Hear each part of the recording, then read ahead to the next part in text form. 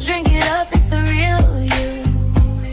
They were trying to burst promos, where every headline's a revelation.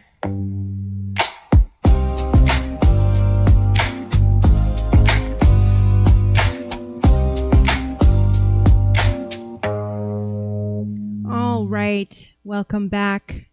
Good to see everybody today. Where to begin? This week has already gotten interesting. Where should we start? Well, patriots, truth seekers, conspiracy theorists, and everyone else who got kicked out of Thanksgiving dinner for asking too many questions. Drink it up, it's the real Whoopsie, so sorry, folks. Yeah, I'm one of those people that got kicked out of Thanksgiving dinner for asking too many questions. But anyway, tonight I have to give credit where credit is due. I mean, you know, I'm all about being fair. President Trump did something that many Americans have been begging Washington to do for decades. He reminded the world that America is not supposed to be the referee for every tribal, religious, territorial, and generational conflict on the planet. When asked about Israel's military actions, I don't know if it was today or yesterday, and the mounting civilian casualties committed on by Israel's part, Trump's response was essentially this: enough already. And frankly, I agree. The Middle East has existed for thousands of years, and America needs to exit meddling in those issues. These conflicts have existed before most Western nations were even born. And at some point, the people who live there have to be responsible for solving the problems there. Okay? If Syria wants to help Israel, let Syria help Israel. If neighboring nations want stability, let neighboring nations build it. America can be a friend, America can be an ally, but America should not be expected to write the checks, send the weapons with our flag on the bombs while we kill innocent people on the sidelines that have nothing to do with this issue. America should not be expected to absorb the criticism for the deeds of Israel and somehow be blamed no matter what happens. So for years, millions of Americans have been asking a very simple question. Why is every problem on earth somehow America's responsibility? Tonight, it appears somebody in Washington has finally heard us. So now, naturally, not everyone was thrilled.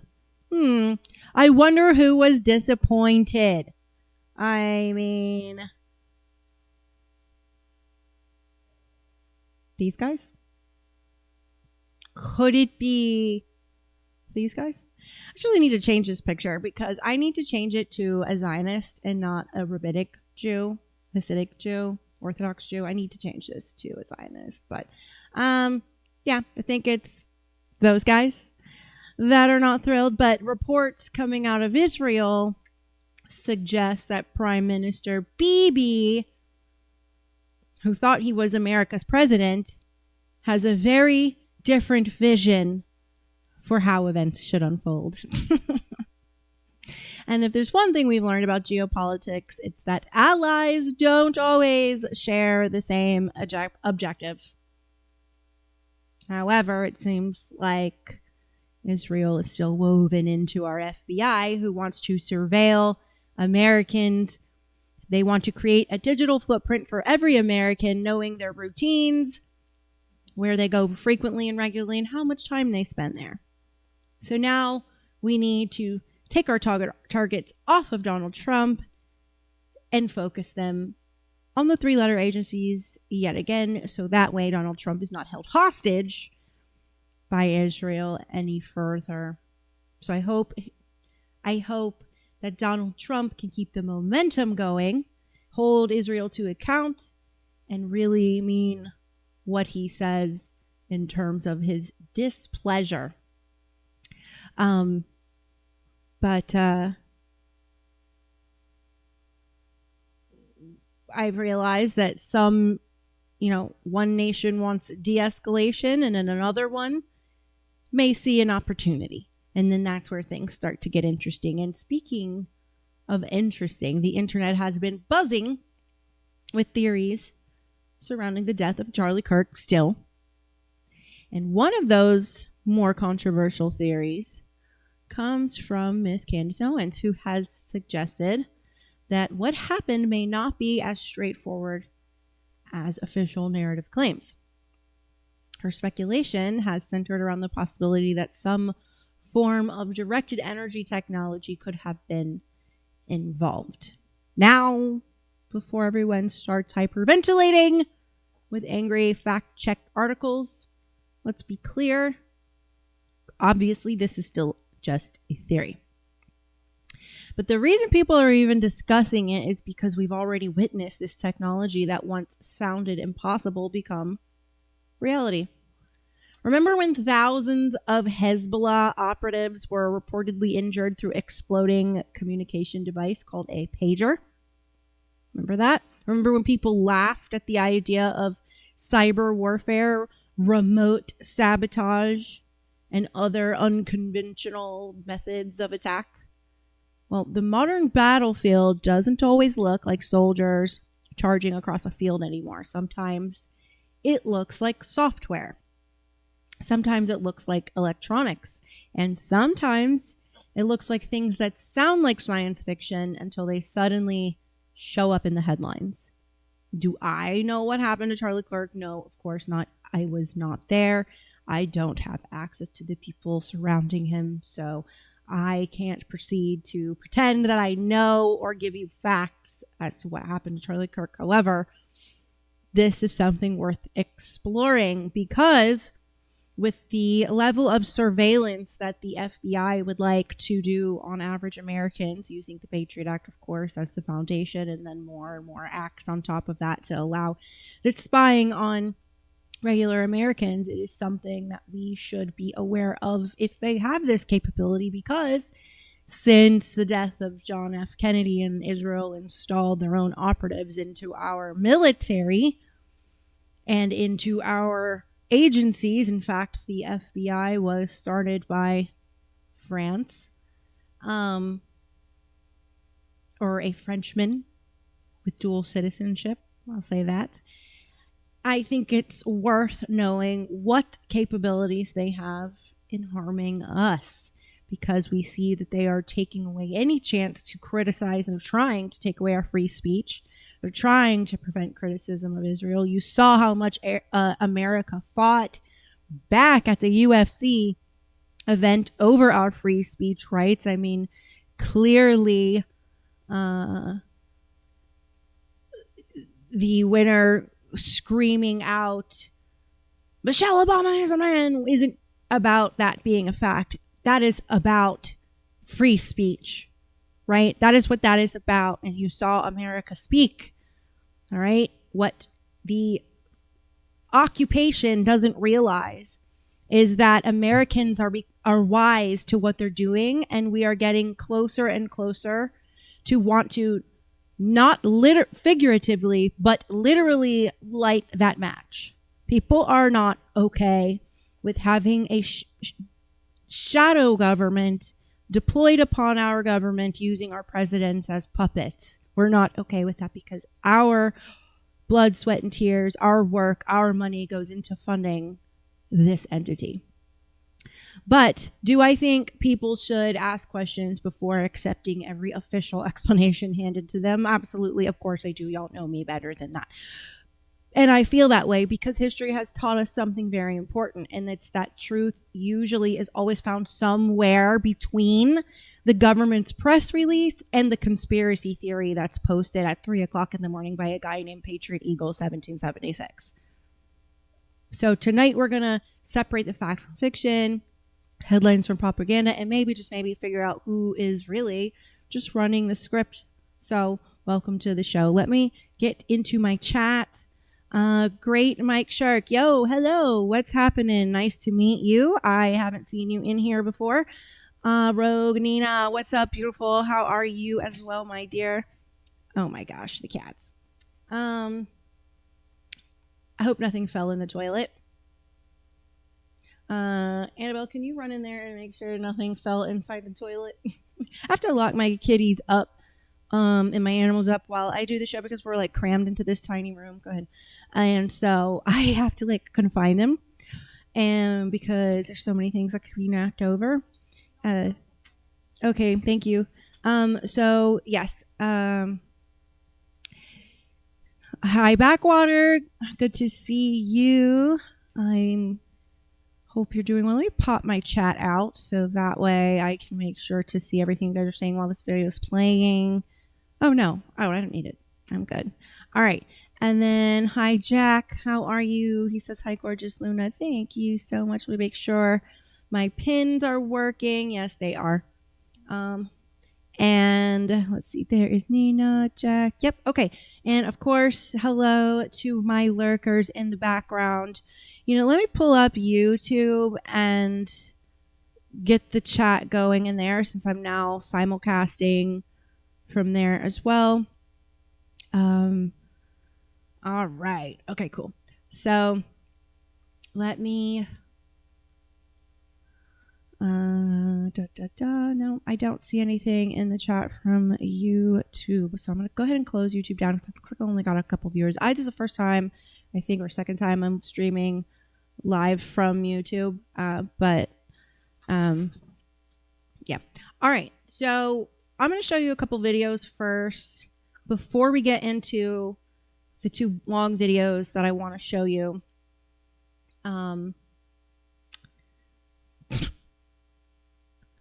All right, so this first video, of course, is what I was talking about in the intro in my opening monologue. Let me just pull this up a little bit. All right, in my opening monologue. So let's get into this first video. This is Trump. And it's muted. Too long, and too many people. Israel's fighting Hezbollah too long, and too many people are being killed.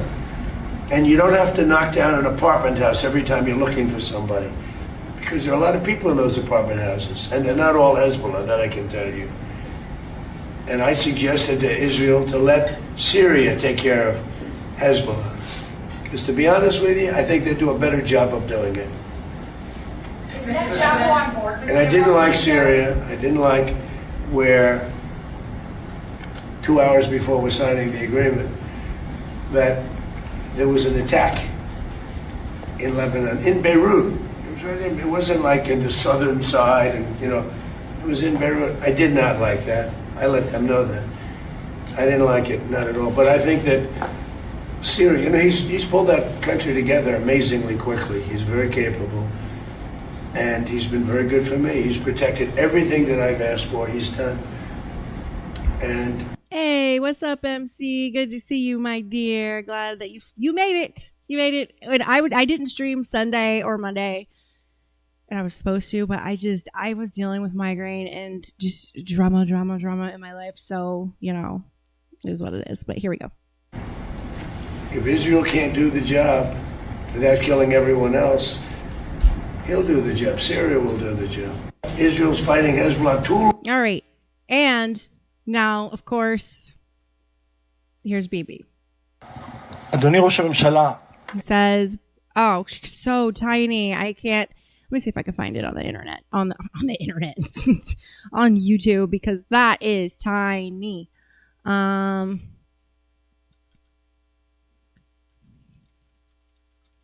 Let's see if I can find it this way.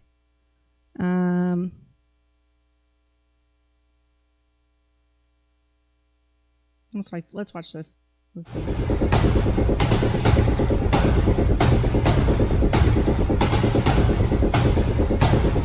Nope, that's not what I want. Here we go. Yay. All right.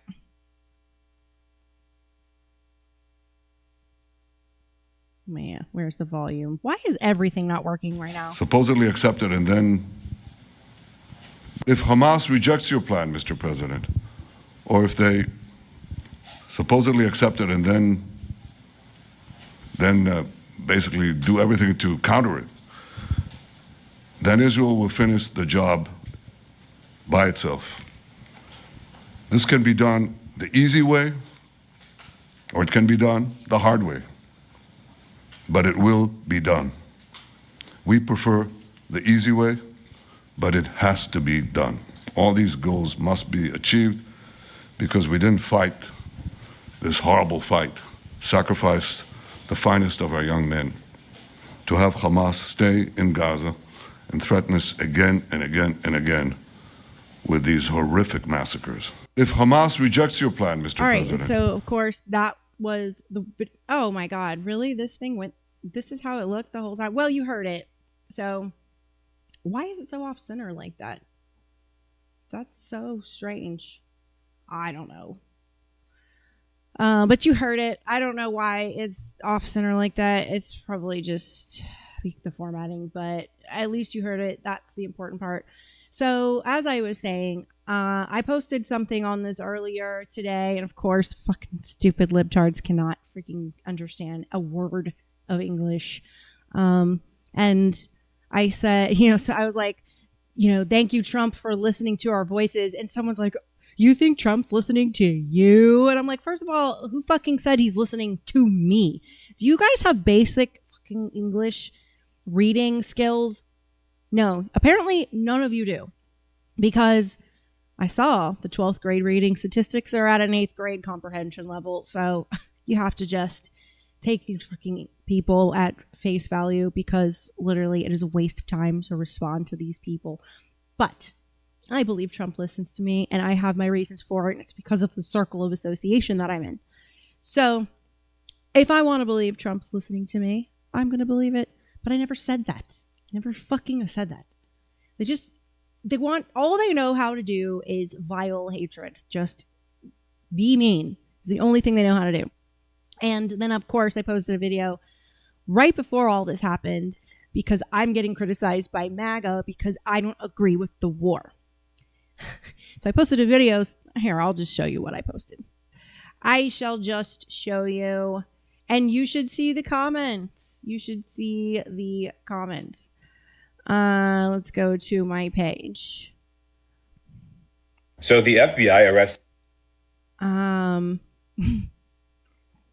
The comments on this is just, oh my God, so funny. PSA for all you conservative cult members. I'm allowed to be conservative and disagree with Trump's decisions. I'm allowed to be conservative and not agree with the war. I'm allowed to be conservative and not believe the narrative we're being told about the war. So all of you conservative MAGA cult members who want me to blindly trust Daddy Trump. Look at how much are you paid? Fuck you. I'm a free thinker. I have a critical mind. One thing apparently you guys do not possess, because you are sheep and you need someone to lead you. Look at this one. If you are a free thinker, you wouldn't choose a side. He just proved my frigging point. That's exactly the point I made in the video. I'm not choosing a side. Clearly. It's not about choosing side. It's about aligning with truth. Clearly. To the slaughter. I'm a free thinker. I critically question everything that we are told. And just because Look it. You are far from being conservative. Good propaganda. Nice try. And then right below that, Trump rocks, honey. Ha ha ha ha ha ha. Fire, fire. And then we don't give a fuck, goofy.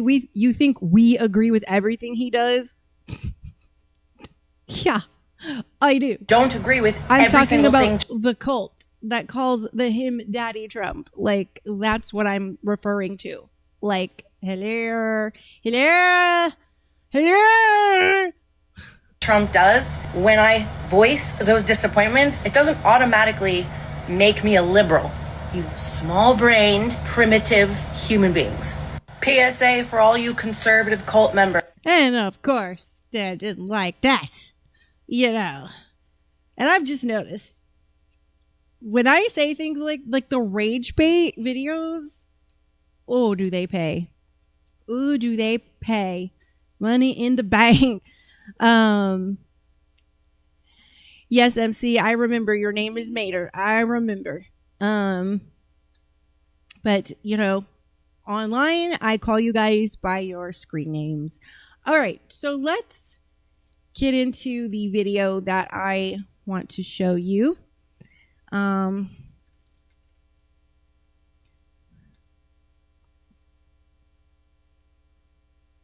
right, and then, so I'm going to show you these two videos from Candace Owens. Nina's probably going to crash out. She's probably like, oh, God. Now, what she's talking about in this video has been my suspicion on how Charlie Kirk was killed, how he was killed. And I was ecstatic to see that she's finally talking about that and has gotten there in her investigation, because I pay attention to Israel and their tactics and all that shit. And I saw what they did with the Hezbollah pagers. And as someone who has hunted in the past, I am familiar with high caliber rifles. I've shot 303s. I've shot, I've shot a lot of them. Anyway, I don't want to get too long winded in that, because I'm not like trying to be a gun tough girl or anything like that. But I know for a fact that in the neck, a 30-06, like a 30-06 would destroy a human's neck. Like, it would just destroy it. So I just knew immediately we were being lied to, and told me immediately it's an inside job. And of course, when you go through, Wolf Financial does great videos on TPUSA's financials and tax discrepancies. And when I saw that and follow the money, and it will be very obvious who did what where. So I'm going to show you these videos, not in consecutive order, but in reverse order. So I'm going to show you the one she streamed today and the one she streamed yesterday. It's take it or leave it. This is just for your information, and it's something we should be aware of, especially because of how much spying the FBI is doing on average American citizens, and we know who occupies the FBI. So let's get into it here. Let me transition my screen here. All right, here we go. The people who exclusively reveal. Back this up. All right. All right, you guys. Happy Tuesday to everyone except for the individual who is running the FBI's Rapid Response Twitter account.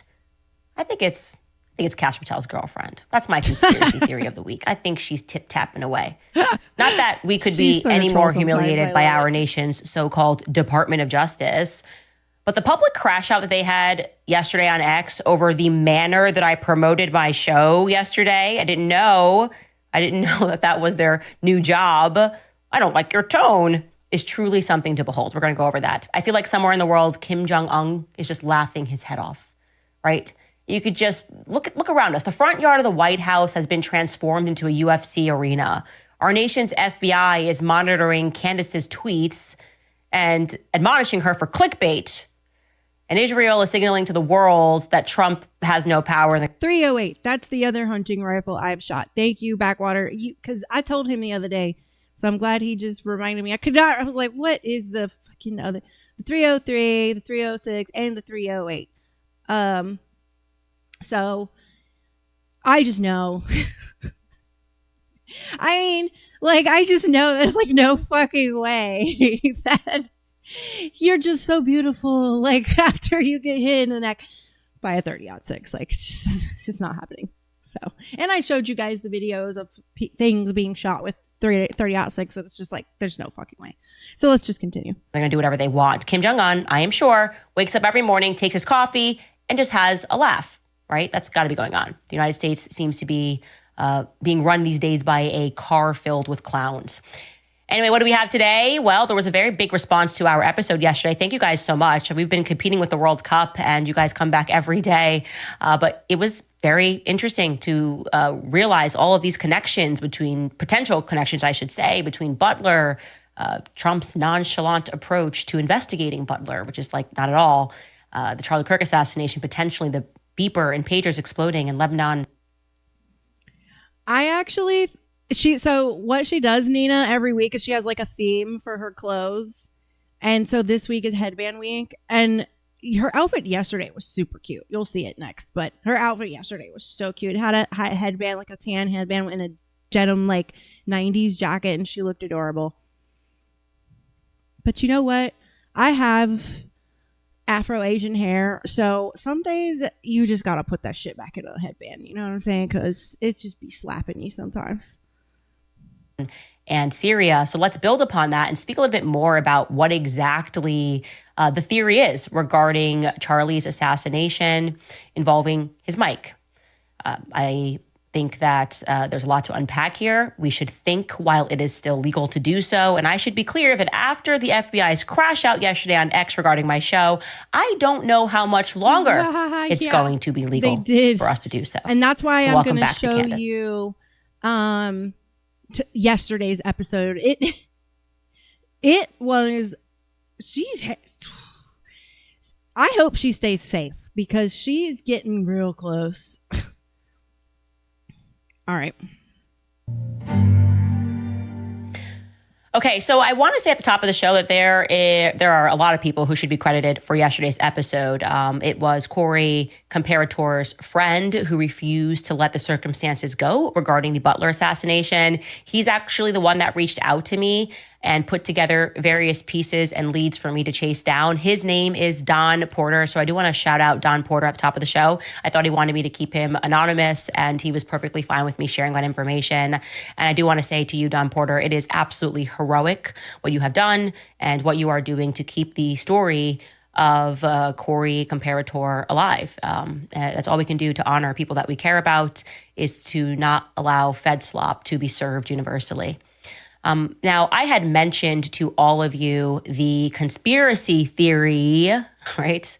They always end up being true, but conspiracy theory that Charlie Kirk may have actually been killed by his Rode microphone, which was rigged with an explosive. Now, I have always thought there was something there, okay? It was a theory. Especially because of this. So I'm very good at noticing patterns and just things like that. That microphone so when they did the replica at the TPUSA America Fest event in Christmas, this is so disgusting and off-putting and morbid, and this is part of the spell. I know esoteric activity very well. I understand esoteric things, spiritual mechanics, quantum physics. After a sacrifice, you always have to display like the trophy in some way, and kind of like put it up for display, to just the same way hunters like mount racks or different heads and stuff like that. This microphone, when they did the replica of the tent where he got shot and killed, murdered, assassinated, they put the microphone in a glass box with a spotlight on it. And you could go in this tent and take a picture of yourself in this tent, take a selfie with the microphone, et cetera, et cetera. And they're selling the T-shirts, and the fanfare over the death event was disturbing. And the microphone kept being highlighted wherever they were going. There's been several moments where that microphone was literally spotlighted and seemed like it was being like a trophy on display. Theory that was at first posited by an ex-user named John Bray. And you should go down that rabbit hole. He has done so much work on this. Really, truly, he has worked on this since September. He brought it to my attention when we were the people who exclusively revealed the pictures from the inside of the SUV that carried Charlie to the hospital. And John Bray reached out to me at that time, and he said, hey, that's the piece of evidence that I'm looking for, the shattered plastic from Charlie's Rode microphone. Now, before we get there, let me at first back up and explain to you what this theory is, because there are probably a lot of people out there who are like me, like Ashley in the control room who are just technologically challenged, right? Tons of people like us girlies who don't really care that much about how microphones operate and what styles and shapes they come in and what function they serve. I mean, if you don't work in tech, why would you know any of this stuff actually? And so it's important to just always focus on the little details so you can follow along when we say Charlie's Rode microphone. So Charlie's preference was always to have I'm a gonna hand. speed up the video a little bit, guys, just so we can get through it a little faster because I want to show you too. She's kind of a fast talker, or she can get to talking fast, so I don't want to speed it up too much. Let's see if 1.5 is comfortable. Held mic, okay? Like this microphone, holding it on stage. Very simple. Same exact, same as me. So when we toured together, the two of us always requested two handhelds. So some of the reasons we kind of make the joke, you don't really know what to do. Are you guys comfortable with the 1.5 or do you want me to slow it down to 1.25? With your hands, we like to move around a lot. We're expressive, and it's just nice to have a handheld mic in your hand, and then you only have to worry about one hand. And you often would switch the mic. It kind of gives you something to do with your hands. Now, at this particular event on September 10th, and we did go backward, and it seems to me that this new installment of him having two mics may have began during his fall 2024 You're Being Brainwashed tour. Ironically, the very first tour that I did not do alongside Charlie because of the increasing pressure that was coming from his Zionists. Once I got fired from the Daily Wire, I didn't bend the knee, and then Charlie started getting harassed by Zionists, and we had to put our tour on ice because he was getting... Nina, that right there, so what she was just talking about right there, that is an answer, like that is one of the things that I was referring to when you and I were talking on the phone. To hear what she said there, she wouldn't bend the knee. So I think she realized at one point in her life, like they were trying to own her, and that's when everything went crazy in her life, and they were trying to make all the conservatives, because remember at first the conservative movement championed her. Yay, we have a black woman saying the things that need to be said, that she's not falling in line with the left. And she talks a lot about how she really believed that this side versus that side thing was a real thing until the moment where she realized she's supposed to bend the knee, and she wasn't going to do that. And then that's when the propaganda started being sent out about, you can't trust Candace, she's crazy, she's this, that, and the other. And same thing they did to Kanye, same thing they do to everybody. But she has maintained that she will not get on the Zionist train. Attacked. Anyway, it was during that tour, as far as we can see, that suddenly Charlie started using not just his hand. Welcome, San Antonio, Texas. Muy pay. Hello. Yes, muy pay. I agree. Held, but also a wireless microphone on top of it. Okay, so we're circling here. You can see, I'm going to explain what you're looking at, but you can also see he's holding a handheld. That's two mics. Okay, so they're functionally... At this point when she was talking, I'm thinking like, here's how I think. I think what they told Charlie was, here, wear this second, this lapel mic, because the lapel mic is going to capture the audio for the live stream. And just knowing a little bit how this stuff works. And then the handheld is going to be so the audience here can hear you. So that's probably how they framed it when they were adding this second microphone. The same, one is wireless and one is a handheld. Because also, remember, I don't recall them ever live streaming a debate event before. I know that they've recorded them and then put them out, but I don't know if they've ever live streamed before the day he got assassinated. And I want to say I heard somewhere that they didn't, but don't take me to the bank on that one. To be fair here, there could be some internal reason why they began to do this, but I can tell you definitively that it is not how it was always done. I didn't have two mics on me when I was touring at Turning Point USA. Now, there is a mashup video of Charlie's 2024 events, and you can actually see this. We're going to scrub through very quickly that he goes from just having his handheld to suddenly having that redundancy built in of two microphones. I'm going to show you that here. Here's the Prove Me Wrong event. You can see he's got the handheld. He doesn't have the wireless mic clipped onto him. Here is you can scroll through to the second debate. Yep, here's another one. He's got the handheld. There is no, you can play that a little bit so they can see his arm move around if you want, Sky, that he doesn't have a microphone that's also being clipped onto him. And then you can see come 2000, at the end, the You're Being Brainwashed tour, we're going to scroll through here. I don't know when exactly this event was, but I do know this was his fall of 2024. Now you see he's got a Rode microphone clipped onto him on top of the handheld mic, okay? What has been posited that exploded on him is that beeper-sized Rode mic wireless, okay? That's what we are referring to when we say the wireless mic exploded. I'm going to now show you just a static picture of the wireless mic up close so you can see it. Okay, that's the Rode mic.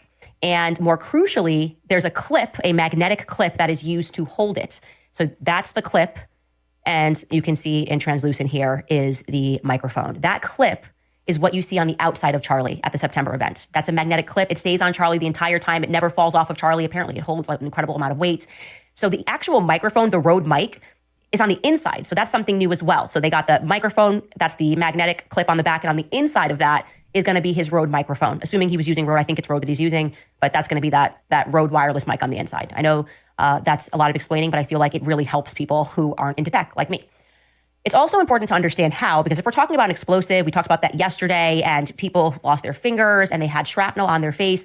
It's important to understand how could an explosion travel directionally, right? How could it be contained, so to speak, if it's not like a bullet? You're saying, okay, his microphone is rigged. You're saying it exploded. If you're like me, you're thinking, well, wouldn't that just go everywhere and cause severe burns to Charlie? Wouldn't we be able to see severe burns onto Charlie in the process? So I want to make clear to you is not necessarily, because this isn't just like blowing up a bomb. Okay, obviously that's explosion as well. This would be what is known as a shaped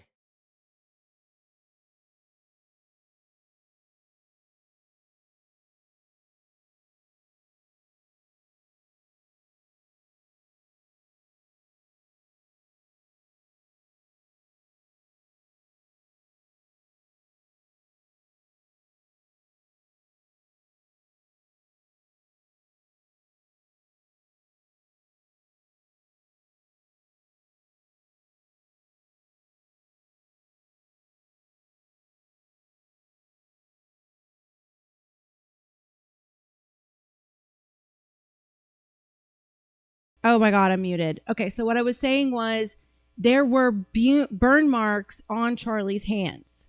And that was shown to us by a YouTuber that she's going to mention. And I could not remember his name until she mentioned it today, thank goodness, because I've been meaning to show this to you guys. I might have shown it to you guys during reaction videos at another point in time.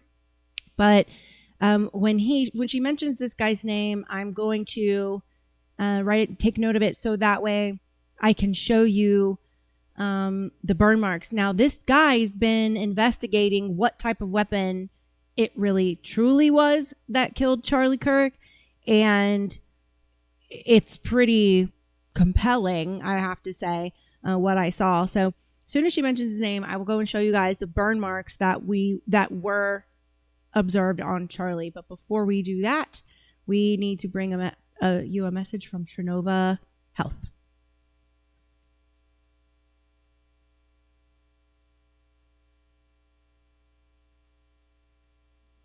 Access Med, powered by Trinova Health, is a revolutionary telehealth service that offers fast, free online evaluations and free home delivery of customized compounded medications, offering custom weight loss support, ivermectin therapy, hair restoration, cosmetic rejuvenation, custom ED treatments, and more. You can complete your visit in less than 10 minutes, and there's no subscriptions or recurring fees, ever. We've made getting started easier than ever. Simply follow the link, choose the product or the treatment you're interested in, and then complete a quick online evaluation. Within days, your custom meds will arrive to your door. Mention Rumble in the coupon code and get 10% off your first treatment. All right, let's get right back into our video. Here we go. Charge. I've learned this recently, and John Bray was trying to explain it to me on X, and I was like, I don't comprehend how it could operate like a bullet. And he kept saying it's a shape charge, And finally, after I got into his Butler assassination, I suddenly found myself Don't forget to hit that like button, subscribe, and share. Researching detonation cords and shaped charge, and now I comprehend what he meant, because functionally it is like a bullet, okay? A shaped charge is just a specialized explosive device that is literally designed to focus the blast of energy in a specific direction rather than it just dispersing in every direction, okay? So we're going to... This is real, actual military technology. It is shared by the U.S. and Israel. We saw it with the pagers, okay? We saw it with the pagers on Hezbollah. So this is not a conspiracy theory weapon. to pull up this Wikipedia page because it helps to see a visual. It just says you can literally, and you can go down the rabbit hole yourself, shape charge, and it's just showing you here, okay, it would have a ballistic cap, an all-filled cavity, a detonator, and then it's going to have that high explosive. So we're going to imagine PETN explosive that's in there. And it tells you, it also tells you, sorry, if you can go back to just the Wikipedia page, that there's all different ways to form it, right? Typically, people are going to use copper. You can use lead. Think of it as just a little capsule that's kind of holding the explosive, but it allows you to direct it in a way so it doesn't go everywhere. So yes, it pretty much functions like a bullet, but it's not a bullet. It's not going to have that same power to pierce through a neck like a 30-06 bullet would if it's delivering 3,000 pounds of heat and energy into your neck. Yeah, and it's going to cut clean through it, but it is going to penetrate and it is going to kill you, especially if it hits an artery, okay? And I also want to be clear that it's not going to... Remember, Havana sickness is caused by the same type of weapon. Going to be exacting. Look up Havana sickness.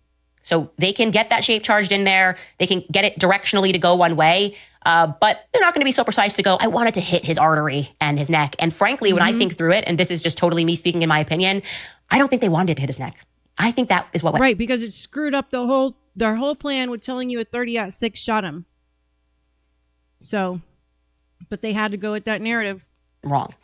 I think the best case scenario, if I'm, just as an example, if I'm theorizing here and I'm the Israelis and I'm rigging his device, I want it to hit his chest. I want it to be here and I want it to hit his chest and I want people to think they hear a shot and then I want blood to come out and everyone will go, Charlie Kirk got shot in the chest.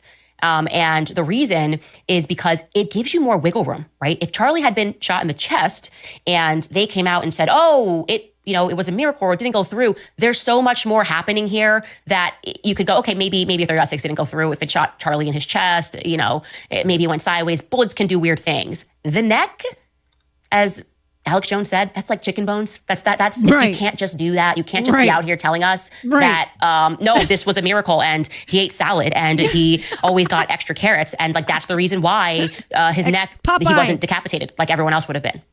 I think that was not planned. Again, that's my opinion.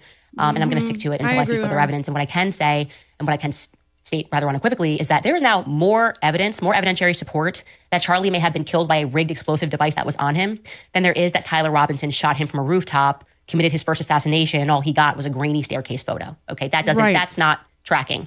And so I now want to go. In this day and age, we can't get a clear photo of the shooter. Stop it. Over that mounting evidence. I want to review some of those pieces of evidence because it's important that we pause and reflect and remember, as Charlie said yesterday, we're not morons, okay? We may be laymen, but we are not morons. And the story they are telling us currently is positively moronic. Okay, so one thing that you should never forget and which really stands out to me, if we're now running this theory that he had a rigged microphone, a shape charge, a rigged microphone that was inside of that, which could work because Charlie doesn't know what's in it. The whole thing could be filled with an explosive. It could just be that one shape charge that's in there. Somebody detonates it. You press a button. They create the friction and it goes boom. And it is very curious, therefore, that despite us having revealed to you that bomb dogs were available and on the scene, the FBI This was another thing that caught my attention. Not only did they not have the bomb dogs go over the area, but they also didn't find the gun with the dogs. And the FBI had to come in. Oh, great. My dog is throwing up. Great. They had to have the FBI say, hey, the weapon's over here. Oh God, now he's eating it. And then they paved over the whole thing. They reconstructed the entire thing. Okay, the area where he got shot. And then the Chick-fil-A or Dairy Queen, whatever the hell it was. I think it was a Chick-fil-A. That they say they found Tyler Robinson eating at also got completely emptied out. Weird. The bomb dogs were not brought to the area where Charlie was seated. Why? That seems completely crazy. You've got bomb dogs. You're not going to take them to where Charlie Kirk was seated. Instead, they were brought to a random field where Tyler Robinson's gun is eventually going to be recovered, but not by the bomb dogs. Their noses were broken that day. And I'm going to remind you again that bomb dogs are the highest grade technology that we have available. There's no technology system that we have been able to build to replicate the power of a dog's nose. That's incredible to me. They are so effective that they can still smell trace amounts of explosives, of a fired weapon, a bomb, residue, for up to 10 days. Even if it rains, 7 to 10. they can still smell trace explosives. Yep. They weren't brought down there. Why? Well, my belief is because the bomb dogs would have smelled it instantly. It's also my belief that the reason why they didn't locate the gun is because that gun was not fired on September 10th. There was no evidence that gun was fired on September 10th. And like I said, they're not going to try to override that technology. So the best to just keep the bomb dogs away from where Charlie was. Now, this may also go some way. If we are running with the theory that his microphone was rigged and exploded, it would actually go a long way to explain why there was a mad dash to dig out the dirt and pave over the scene of the crime. Okay? Because there would have been trace chemical particles that would have been in the soil.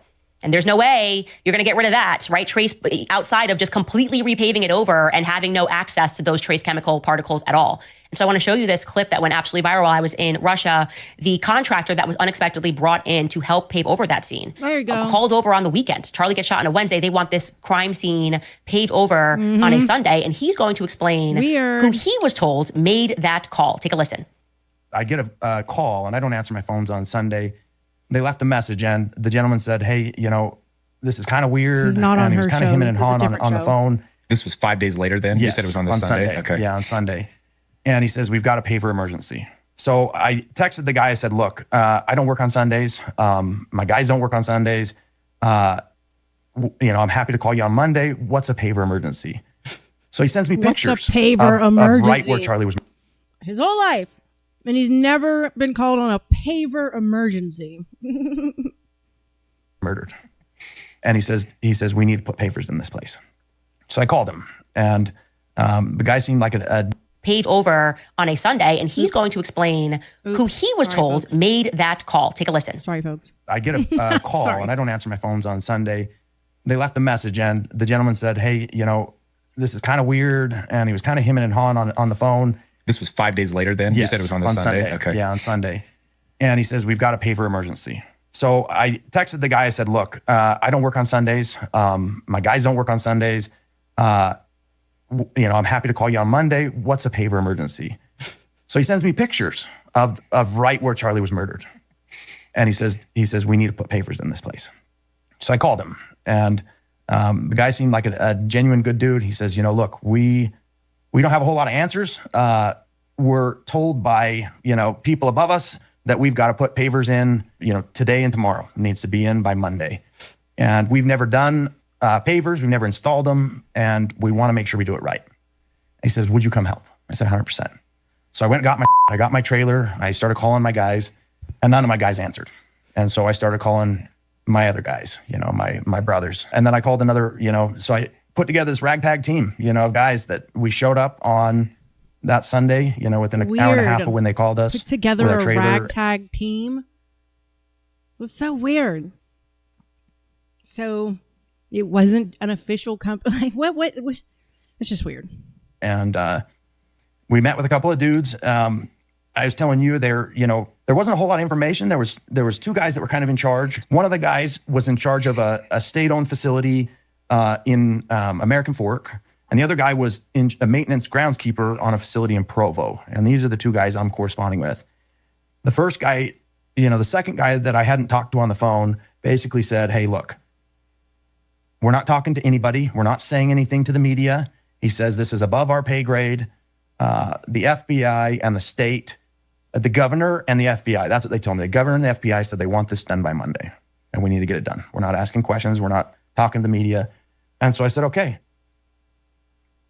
The FBI and the shady governor want this done by Monday. It's a paver emergency. He asks an appropriate question. What is a paver emergency? Like, was there like a hole in the galaxy that someone's going to fall through? Can't wait till Monday. He's got to get together a ragtag team. No, they want This girl, she makes me laugh, man.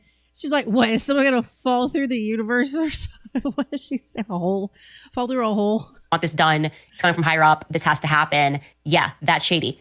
Literally, they paved over the crime scene. I cannot stress this enough as a point, which further illustrates the lack of interest, the apathy of Erica Kirk. Like that would be at least one point, the turning point. You'd be like, well, this should have never happened. Unpave it. No, stop that. And it's important to note that this happened on the Sunday. So you can't even say, well, there wasn't competency on the first day. Everybody was crazy. Everybody was reactive. They maybe made some mistakes. This is happening on a Sunday. People knew it was happening on a Sunday. People are thinking through. They could have brought the bomb dogs back. I mean, you going back and looking at all the footage, there's footage of, cops crawling the scenes. Why are the cops crawling the scenes? When you've got bomb dogs and you've got canines separately, they had bomb dogs and canines, slight differences between the two. Right. Wouldn't that be whatever you're looking for? We got the highest grade available tech that can find it. What are you looking for? This is the motherfucking FBI. The police department. So the police department can't find the weapon. And it took hours before the FBI goes, hey, it's in a bush over there, after the FBI shows up. Yeah, okay. What are you looking for? Why would you have to pave over the crime scene? In fact, Skylar, that other video you had, I don't know if you pulled it in, of that newscaster talking about the pavers being put down. Do you have that handy? I'll give you 10 seconds. Yeah, because I also want to show where they paved over. Because that doesn't even make sense. That doesn't even make sense where they paved over. Unless what they were trying to do was cover up the entire area because they were concerned that trace chemical particles, like I said. So I haven't made it past... When I was watching earlier, I stopped watching so I could watch the rest with you guys. So that would have remained on the surface of the soil. That's not something you can control if an explosive is used. Then you would have needed to quite literally dig and replace the soil all around to hide that evidence. Here's that video of the newscaster discussing it briefly. This is the courtyard where it all happened. It's now open to the public again. There's lots of people coming here, placing flowers, cards, things like that. The university is already making some changes. They're replacing the grass where Charlie Kirk was speaking with pavers.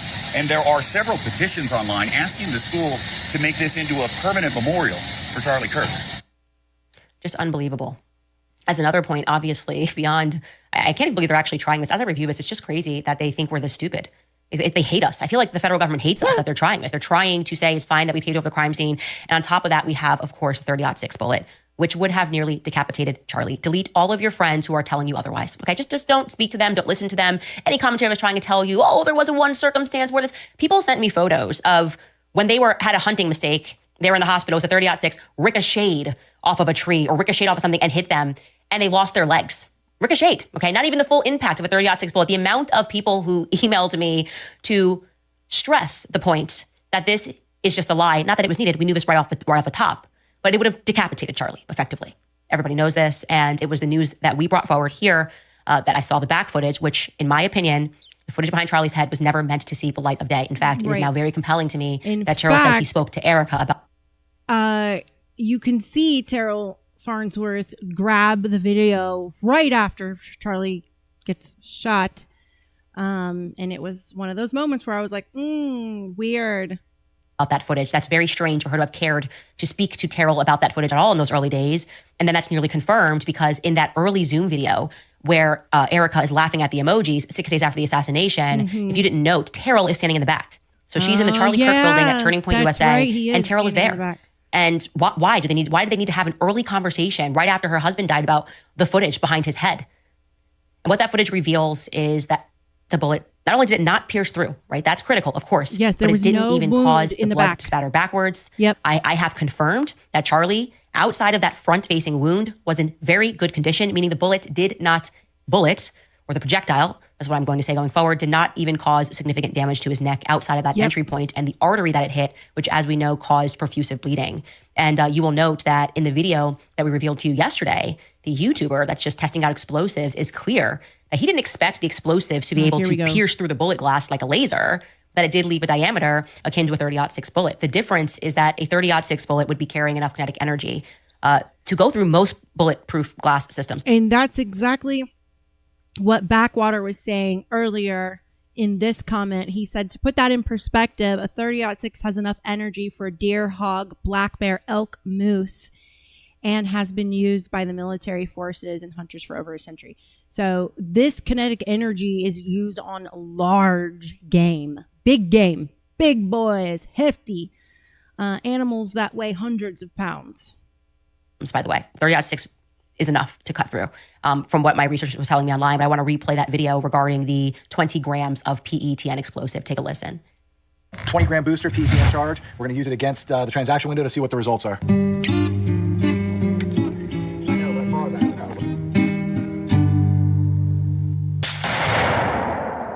This is the first one that went the way that I expected it to go.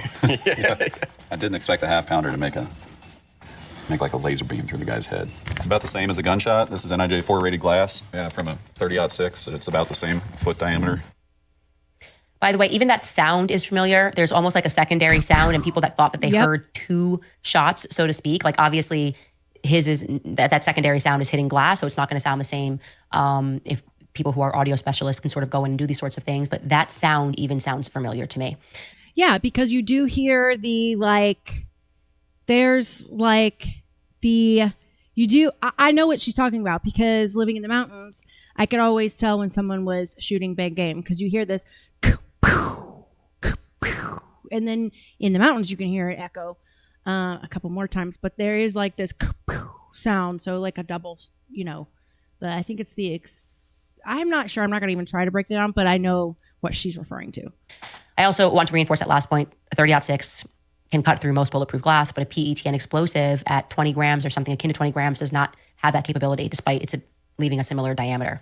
An explosion is also compelling because it would go some way of explaining why Terrell Farnsworth was instructed specifically to take the SD card from the camera that was behind Charlie's head, because that was clearly the only video angle that would have revealed that Charlie did not die from a 30-06 bullet wound, and that Man of Steel is not going to really cut it as some miraculous explanation. Also, people who believe that he zoomed in on the footage that he showed me, I want to let you know, great work. I think you are correct that he zoomed in on that footage because it would have showed us more. I think he would have captured a lot more in that footage if we're looking at comparing it to the past events where they suddenly started wanting to get that angle.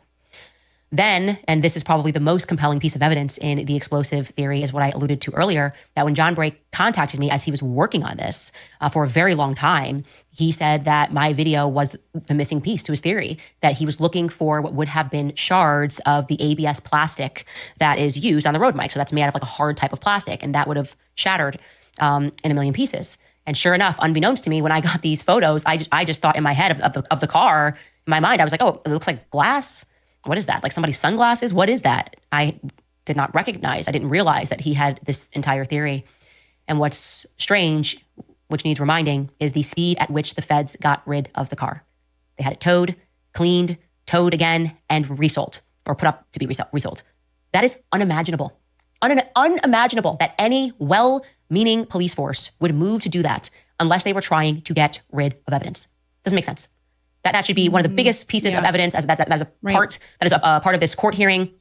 But rather, they contained it, got everything they needed at the hospital, according to Frank Turek, and then said, all right, get rid of this car, don't let it see the light of day. And I was very lucky to get my hands on these photos, which reveal that there are certainly shards of something on the floor, okay? And we're showing you these photos here. We can keep going. I need to get these photos over to John Bray. Actually, that part, let's just stay here for a second, just seeing. And this is in the back seat. So Charlie gets brought in.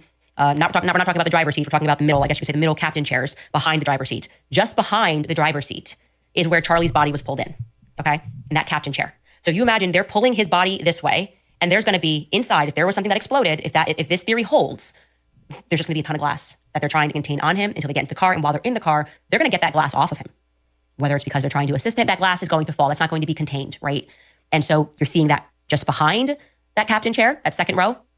This is a third row picture, so that's behind the second row. And then you're also going to see it in the seat where Charlie's body was, right? These are the front two captain chairs, and you can see that we even have it in the crevices of the chair itself. That is very compelling. Again, could it be something else? Could it be, playing devil's advocate, they were all wearing sunglasses? Did one of them take their sunglasses off or and accidentally step on it? Well, then I would expect to see some frames. When did you put the frameless? Again, but let's be open to everything. It's an investigation. That's very compelling. And there have been no answers. Actually, Turning Point didn't even seem concerned about any of this stuff. They're not concerned about the fact, where's the car? Nothing. They're just good with everything. They trust the science so much. It is unnerving. Right. It is. They aren't questioning anything to do with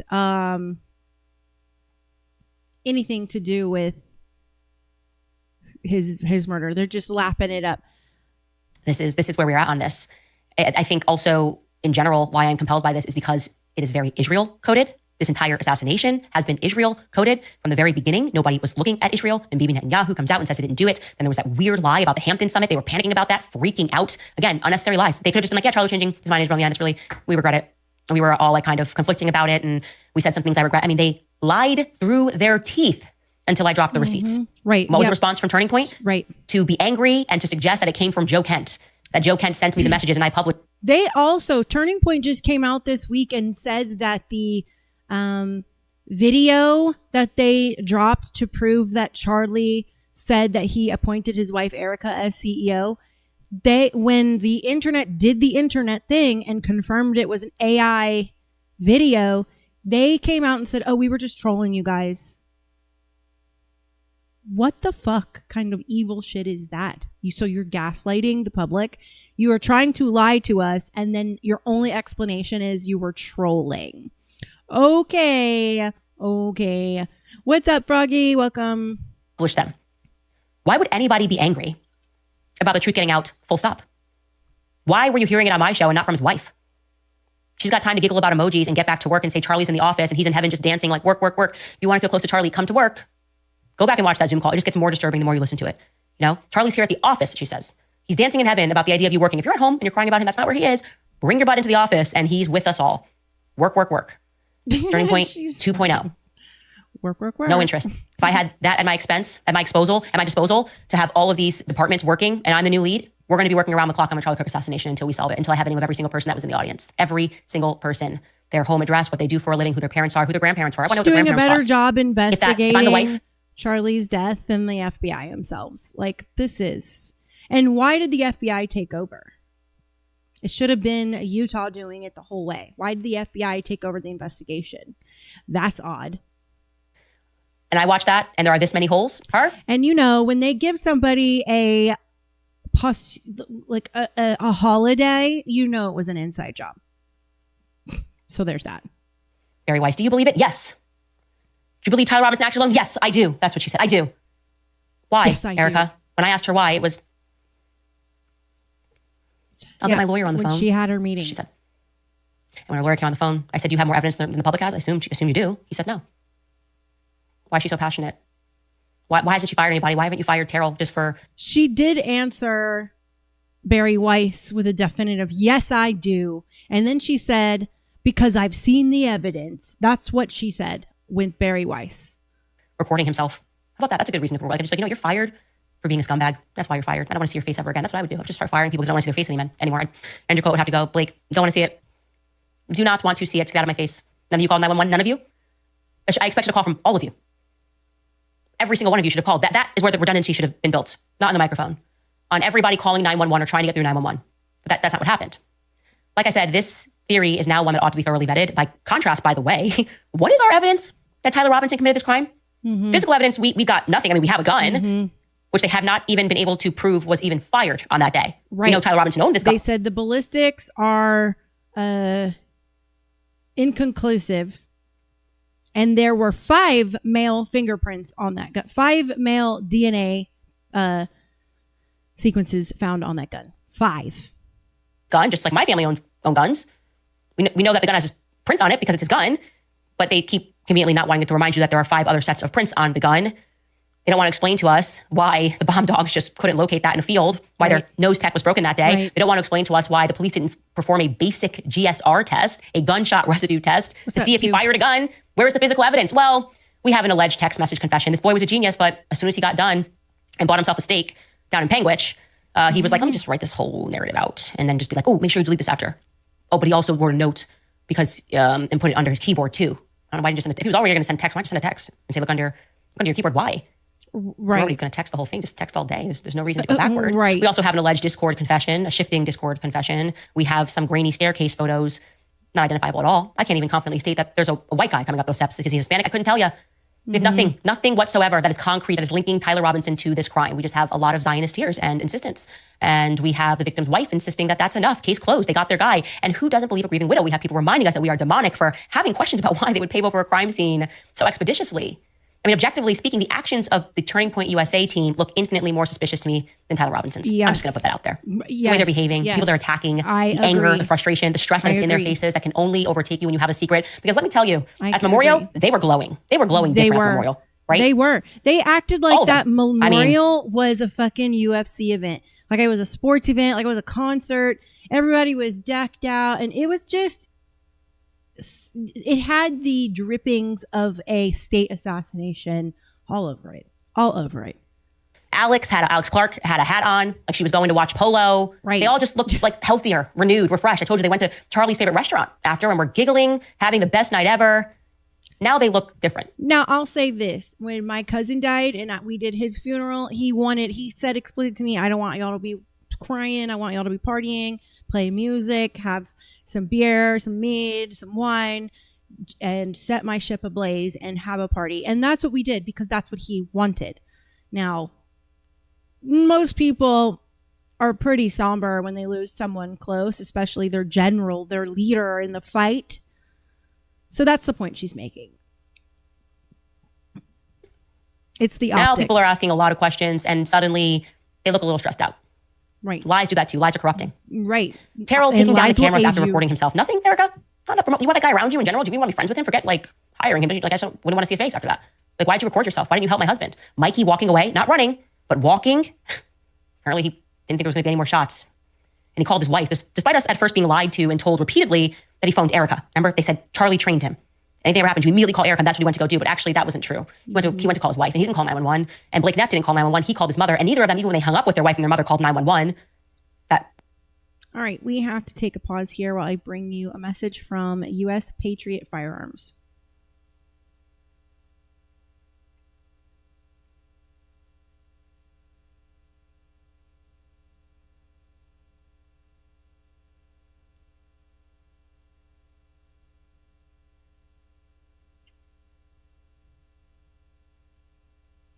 Freedom and safety are often seen as going hand in hand with responsibility and proper preparation.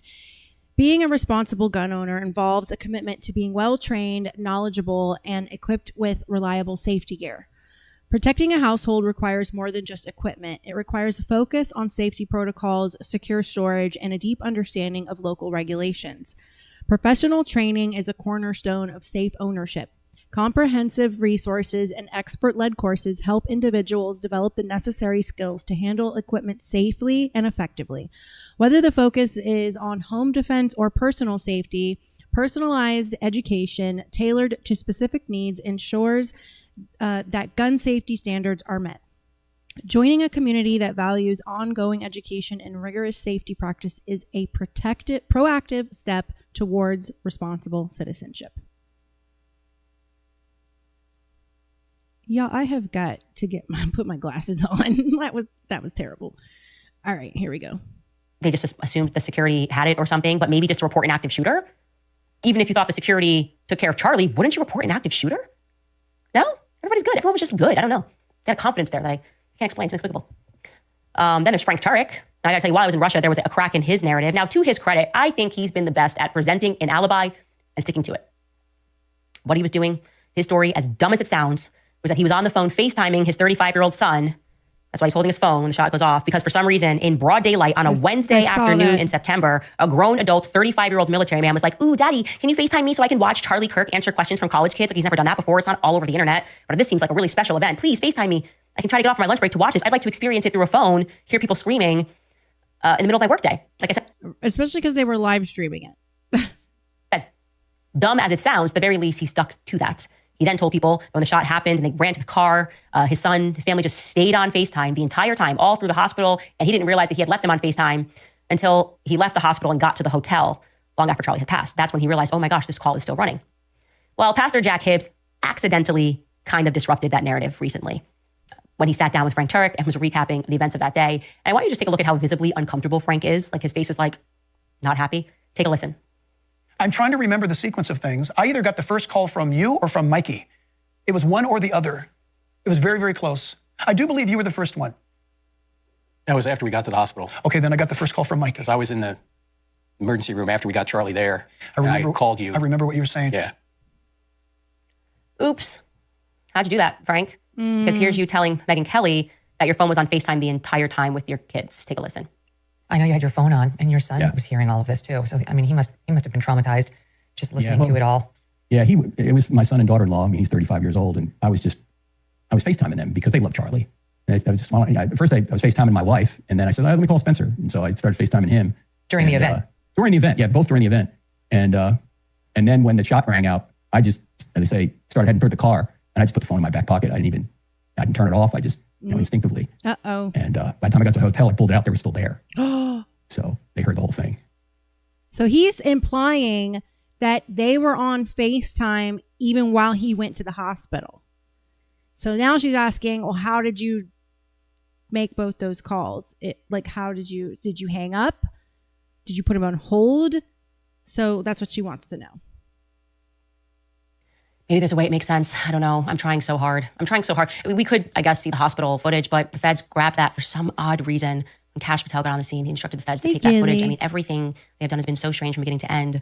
Like I said, there is a lot more suspicious behavior coming out of the characters surrounding Charlie Kirk in his life than there is regarding Tyler Robinson.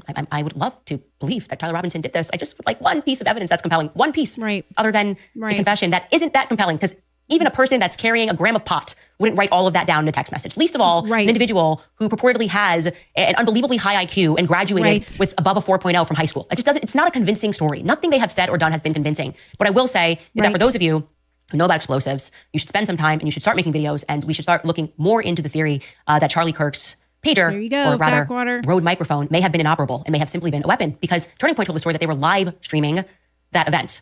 Where? Has that been found? I'm asking sincerely. I just don't remember seeing that live stream anywhere. I know Terrell told me that on the phone when I asked him about things that looked weird, and he said they started doing something new and they were live streaming back to the office. I've asked people at Turning Point USA, do you remember seeing this live stream? Thus far, no one has confirmed watching this live stream at the office. Why do they need a live stream at the office? I don't know. He said they were cutting clips expeditiously. Okay, where is it? Where is the live stream of this event? It is plausible that, until we know more details, it is certainly plausible that that second mic was just completely a rigged device. Yep. And I will leave it at that. We'll be right back after a break. All right, you guys, you know what's funny? Many of the same people lecturing conservatives about honesty and patriotism. Sorry, I can't let you guys hear that.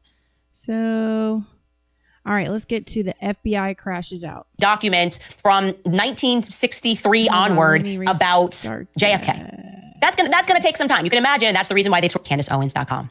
Okay, moving on to the FBI crash out. So let's just go over the law, right? Freedom of Information Act, what it means is that if I submit for information about my government, which has just taken trillions from us every year, I'm a tax-paying citizen, they have to respond to my request within the legal time frame of 20 days. 20 days, okay? 20 working days, actually, I should say. It excludes weekends, and it excludes public holidays. But that is their return period after you make an FOIA request. We have found, when we have made these requests, that there is one carve-out, however, that they can say, come back to you and say, well, your request is too complex. We need more than 20 days. Now, that's like if you're saying, I want every document from 1963 onward about JFK. That's gonna take some time. You can imagine that's the reason why they've sort of built out this clause of, okay, but it needs to be reasonable, right? I have found that we are asking for very specific things via our FOIA requests, and they are pretending like we are asking them for years worth of information. Case in point, I told you the truth about the email that went out regarding Operation Erica Kirk after the White House Correspondents' Dinner, right? I told you the truth. That is a true email that went out, and they wanted to artificially boost her video. They referred to her as an emotional asset, and this was done within a period of about an hour after the shooting, when that should not have been the concerns of the Department of War. And when did they come back to us? We asked just for any emails that included Erica Kirk's name. Well, that should be pretty limited, because how many emails are you guys writing about Erica Kirk on the day of and the days following, immediately following the White House Correspondents' Dinner shooting? That would be very odd, that request. And I'm only asking for it within one department. And they come back and they say, oh, that's too burdensome. You're going to have to get more specific than that. We're not going to be able to get back to you within 20 days. So this is a loophole that they are using, in my view, which is abusive. It's absolutely abusive. We were very specific, as we showed you on the show yesterday, when we similarly asked for Kash Patel's travel schedule. We wanted his calendar for the 3 preceding days leading up to Charlie Kirk's assassination. That's just to rule out who's on whose planes, right? That's not, we don't think Kash Patel killed Charlie Kirk. I don't think Kash Patel rigged an explosive or took a shot from a rooftop. We're just doing some good old-fashioned journalism. So when they came back to us and they said, oh, the request is, too burdensome again, we wrote that on Twitter. We wrote, like, they denied our 20-day request because it's too burdensome. We have to go back with more details. In fact, here's what I tweeted specifically so you understand. I wrote, via FOIA, we formally requested Kash Patel's travel itinerary for the 3 days leading up to Charlie Kirk's assassination, and we just heard back and we're told the burden of the request is too great. How is this remotely legal? The burden of the request is too great. That's literally me summarizing what they wrote back to us, which is it needs to be more specific. We can't get the 20, it's too burdensome. It's too much. Apparently, the FBI came apart on this. Right. They wrote back, Dear Candace, please show us on the document sent to you acknowledging your FOIA request where we said, quote, the burden of the request is too great, end quote. Your show, just like the fake news media, will be called out when you lie. We hope this helps. Yeah, what it helps is for us to further understand how incompetent the people are working over at the FBI, that they don't understand that you don't have to put something in quotations to summarize it. I didn't write out on X, which is supposed to be limited characters, supposed to be pithy, the entire letter because we showed it on our show. We summed it up. We summarized it accurately by saying that you came back and said that under the unusual circumstances, you would be unable to make the determination within the 20 days, right? You're denying my right 20 days because we fall into this unusual circumstance which you're citing as in your circumstance that the request is too burdensome, that it would take, you'd have to coordinate across various departments and speak to other people and perhaps get permission. We told the truth. But whoever's running your account doesn't comprehend what a summary is via tweet. We didn't accuse you of saying you're never going to give it to us. We said the request was too burdensome, right?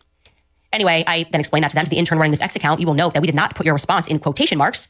That's called paraphrasing. When you wrote back to us suggesting that we, quote, reduce the scope of your request while why did the FBI respond to her on Twitter, respond to her FOIA request on Twitter? Oh, because she mentioned that they said that it's going to take too many layers of approval to get this for you.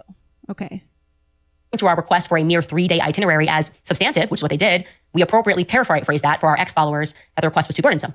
That's what it means. We then published your full response, as well as our full request, onto our show for the public to read themselves. I'm glad to see that you guys are actually capable of responding rapidly to smear people that won't let go of Charlie Kirk's death.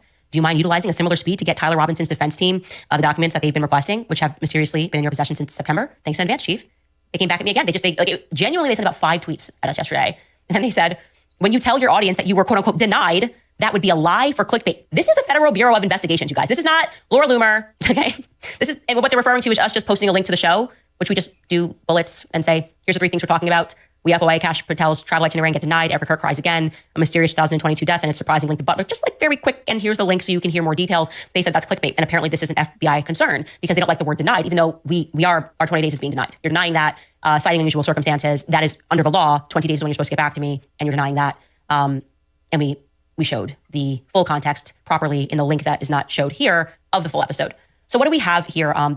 A clown of, like I said, it's a car that is filled with clowns. This is so embarrassing. I think they thought this was going to go well for them. Obviously, they got destroyed. Like, do you have nothing better to do? And I just want to also point out the audacity of the Department of Justice accusing me of clickbait. This is the Department of Justice. Right. This is them doing clickbait, which I then responded to them. This is Clown World. Do you guys remember this? Department of Justice with the binders standing outside, the photos that were taken of everybody holding the Epstein binders. I don't know if you have my tweet, guys, that I tweeted back at them. I'm like, the audacity of you guys to accuse anyone of clickbait after this moment where you had influencers holding effectively empty binders. Why don't you get focused on filling up those binders? Why don't you get focused on taking down the Epstein class? We don't need a department that is concerned about whether or not something can be construed as clickbait on X. Right. So I just can't express enough how embarrassing this Department of Justice has been from start to finish. Whoever is running this account, I don't know if we can FOIA that. I'd like to find out who's running this account because it's unbelievably childish to be going back and forth over what I did correctly by filing an FOIA request. And it's very simple to send somebody a 3-day travel itinerary. We will reduce the scope since the burden appears to be too high and ask very specific, I guess I don't know how to get more specific than his travel schedule, but that's what we're gonna have to do. And we will do that because, as I said, we are not letting go of things. We are pulling on every thread and we are following up. Lastly, I know get his we're pressed for time here, but I do want to give you guys we got so many during a certain time frame emails about the okay. So now that we've pretty much reviewed that, we're going to go back to her video from yesterday.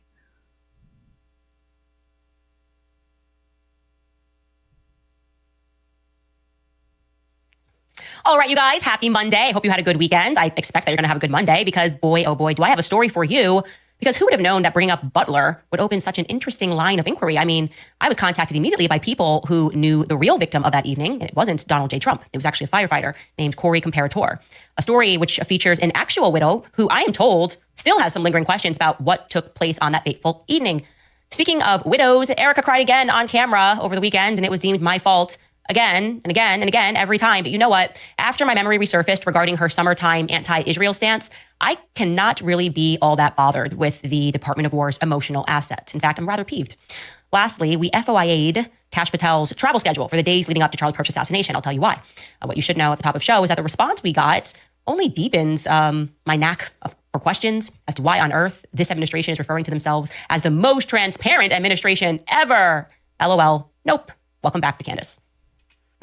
Never stop asking questions. It's what keeps you free. That was something that Charlie Kirk expressed often to his great many followers. The organization that he built was actually built upon that philosophy, and it has since done a complete and mysterious 180. They don't want us asking any questions, specifically about Charlie's assassination. They say, or they're trying to present as though it's a sign of true friendship to stay mum, to not prod the positively absurd narrative. And that's actually pretty ironic because Charlie was a friend to President Trump. They let us know every minute of every day. And do you know what he thought? Do you want to know something that he formally rejected? The Butler, Pennsylvania assassination narrative, assassination attempt narrative, if you will. He did not buy it for 1 second. So credit to ex-user Crystal Smolin for digging up this gem of Charlie unpacking why he didn't accept the narrative. Take a listen. The more we learn about Trump getting shot in the assassination attempt, the less it makes sense. This is one of the largest scandals in American history. Probably even the same as JFK. By the way, if it wasn't for divine providence, Donald Trump would be dead right now. 2 bullets went right by him, one of which hit him and he got shot.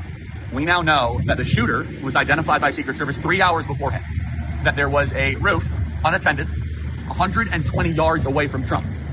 In broad daylight, the shooter brought out a ladder from his car that he bought at Home Depot, climbed the ladder with a rifle, set himself up. People saw him, Trump supporters. Police did nothing. Secret Service did nothing. He was able to set up a shot unobstructed of the president. Right. How is this possible exactly? Was this malevolence? Was this just incompetence? This involved potentially dozens of people that were in law enforcement. Oh, and even one more. Local law enforcement climbed up the ladder and the guy pointed a gun at him and he just walked away. Why wasn't there a call to take Trump off stage? Oh, we have a commotion, take Trump off stage. Why didn't the counter sniper team go off scope and not do their job? Why was there no drone reconnaissance or helicopter support? I'm just a layman. I'm not a military guy. I'm not in personal protection, but I'm also not a moron. Was this a setup? What's going on here?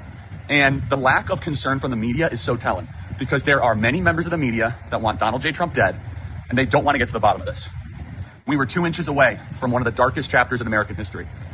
No one has been fired, no one has resigned, and no one will probably be held accountable. But this is one of the strangest, most suspicious stories in American history. Put in the comments what you think actually happened, because it doesn't make any sense. Wow, Charlie, I couldn't have said it better myself. I feel like he just summed up the last 9 months of my investigation where nothing makes sense. Yeah, you're right. Mm-hmm. What was up with the security apparatus? What were his friends doing? Right? No one called 911. Mikey McCoy didn't call. He called his wife.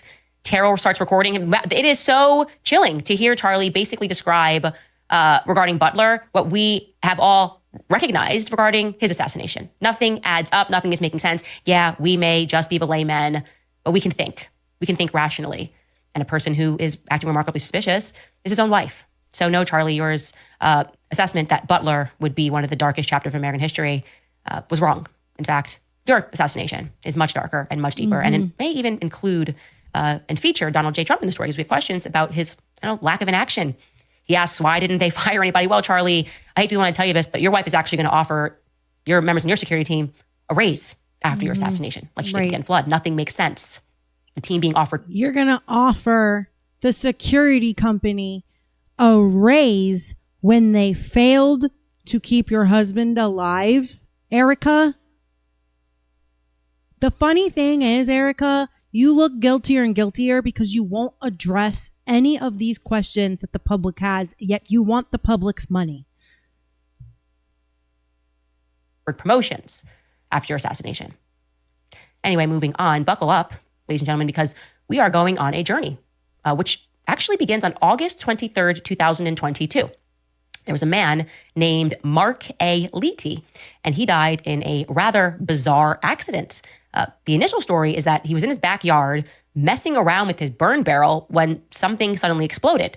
And they don't know what exactly it is that exploded in that burn barrel, but something did and caused a piece of shrapnel to hit his neck and end his life. Mark Leety was just 48 years young. Take a listen to local news coverage of the event.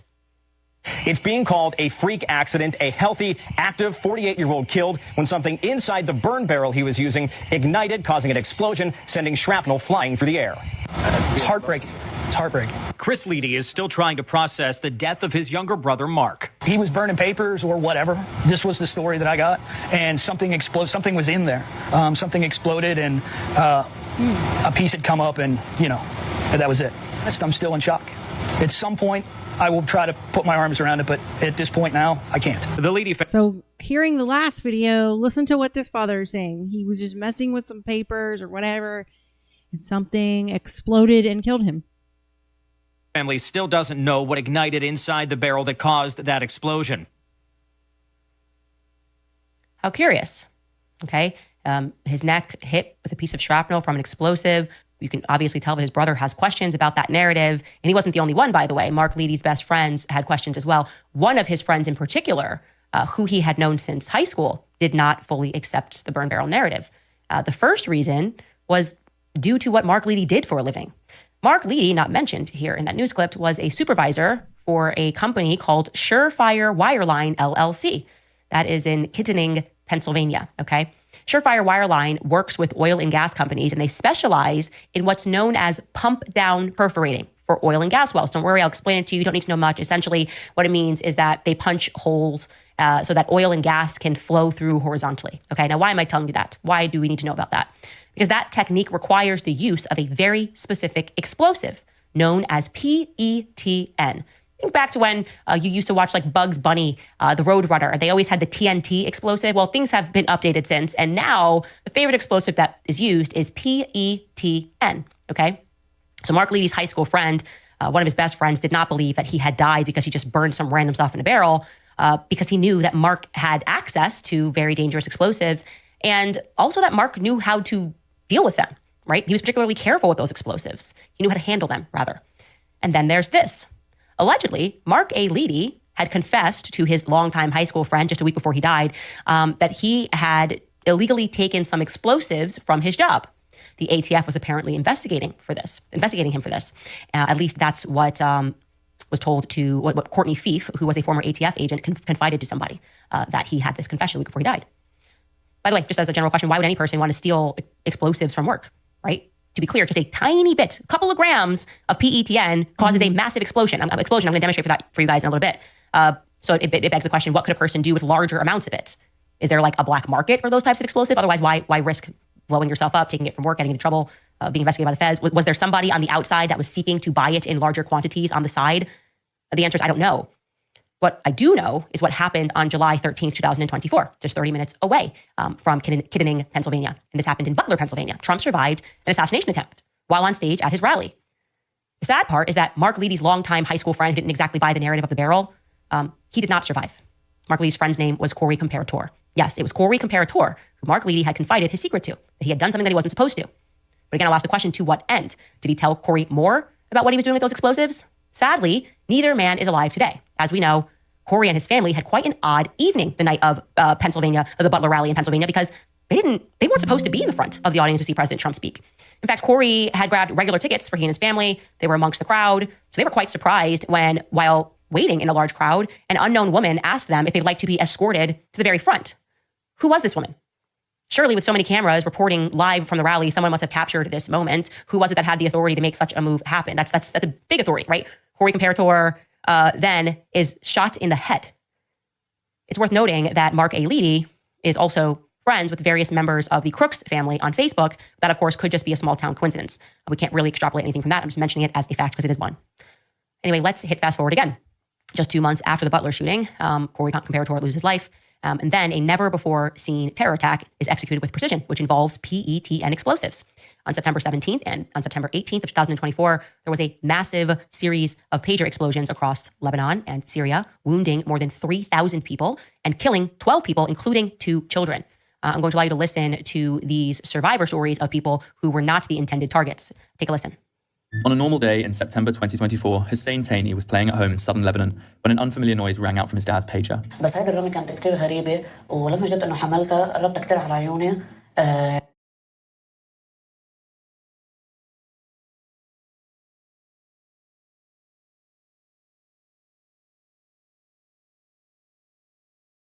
يعني عطتني كلمة ايرور والسهم عشان اكبس اوكي. إذا بدي اكبس اوكي انفجرت. In another home in southern Lebanon, Sarah Jafal had no time to respond after picking up a family member's pager. She has undergone 45 surgeries in 9 months, with additional procedures to come, including reconstructive surgery on her face and fingers. She has lost 4 fingers in the attack, 2 of which are now fused together, and is waiting to receive a prosthetic right eye. While Hezbollah has admitted that most of the dead and wounded were its fighters or staff, the explosions also seriously injured many civilians. Okay, so you should know that the pagers were rigged, as I told you, with PETN explosive. The intended target were Hezbollah operatives. But what I want to draw your attention to is just the trajectory of their injuries, right? So these people, they heard the pager go off, whether it was their dad's pager or their uncle's pager. They went to go grab the pager, they held it in their hands, and to get it to go off, you had to hit the OK button. Hit the OK button, and it subsequently exploded. This is why it took off their fingers. In one case, it took off a person's nose, because it means its trajectory is going from here to here. In many cases, it took out their eye because they were looking at it, okay? PETN, exploding, shrapnel, and of course, because of the shrapnel, they have cuts all over their faces. So we know who did this, obviously, because they were very proud that they did this. It was Israel. How did they do it? Well, they interrupted the supply chain of pagers by creating a bunch of fake shell companies and selling the rigged pagers to people who were affiliated with Hezbollah. Admittedly, by the way, kind of genius. The thought of how they infiltrated was, well, pagers are a very dated technology, and there are only so many people who are mass buying pagers, right? Not many people are bulk purchasing them, so to speak. But the exact details of where they interrupted the supply chain, how they manufactured these pagers, how they amassed the PE-10, or where they amassed the PE-10 explosive from, where that assembly took place of the rigged tech, all that information remains unknown. What is known is how proud the Mossad was and is of their ability to infiltrate specifically companies and organizations. And I'm just going to let you listen to one of the Mossad agents applauding their abilities to do just that following pager attack of how they did it. Take a listen.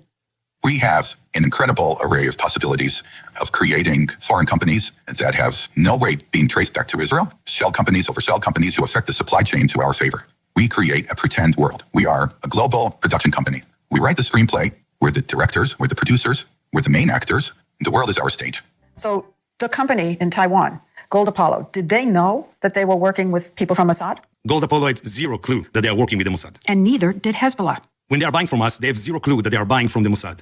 We make like Truman Show. Everything is controlled by us behind the scene. In their experience, everything is normal. Everything was 100% kosher, including businessmen, marketing, engineers, showroom, everything. That's just amazing.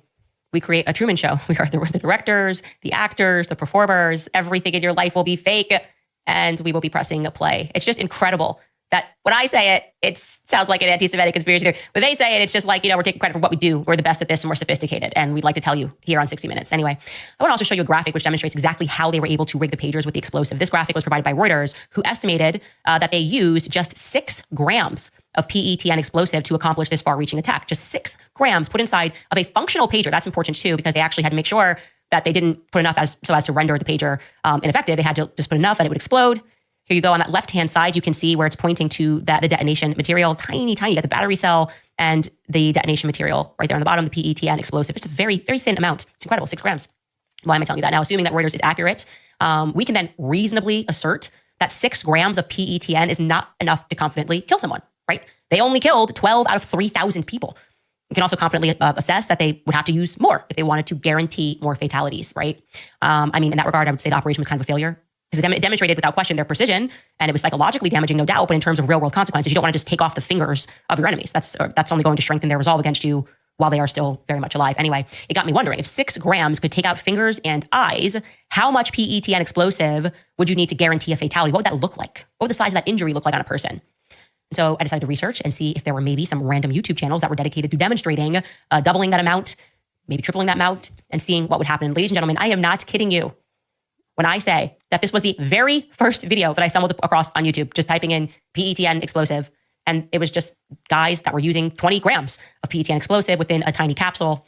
And they were using it against bulletproof glass to see what would happen. I want you to pay very close attention to what this person says, because I could not believe my ears. I was freaking out. Take a listen.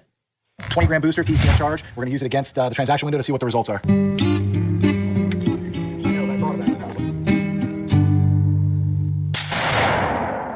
This is the first one that went the way that I expected it to go. I didn't expect a half-pounder to make like a laser beam through the guy's head. It's about the same as a gunshot. This is NIJ4 rated glass. Yeah, from a 30-06, and it's about the same foot diameter. It's about the same as a gunshot from a 30-06. If you shot it against that bulletproof, you heard him correctly. I promise you. That was the first one I hit. He decided, and same results as a 30-06. 20 grams of PE-10 mimics the punch of a 30-06 bullet. Unbelievable. I want to be clear, this video was not posted to prove or debunk any conspiracy theories. In fact, it was published back in May of 2025. Charlie was very much alive. That's a full 4 months before Charlie was murdered. This was merely just par for the course on a channel that focuses on testing explosives and guns. There's no aim for them. This is what they do. This is how they have fun. So it is fascinating that they are saying it mimics the diameter of a 30-06 bullet, especially given the persistent conspiracy theory that Charlie's road mic was rigged with PE-10 explosive.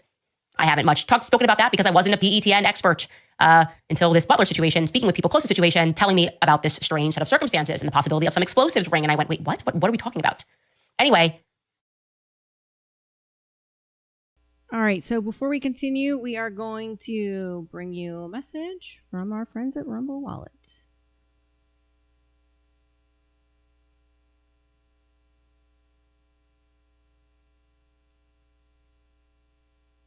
We hear a lot about crypto, but here's the part that people miss. Crypto was created so you could actually own and control your money. After the 2008 financial crisis, Bitcoin was designed as an alternative to banks. So instead of the bank holding your money, delaying transfers, or limiting access, you're in control. And if you've ever had to wait for a transfer to clear, you've felt that problem. Now, fast forward to today, everyone's heard of crypto, but getting started still feels complicated. That's exactly why I use Rumble Wallet. It takes all that complexity and makes it simple. Choose what you want: Bitcoin, dollar-backed stablecoins, or even digital gold backed by real gold.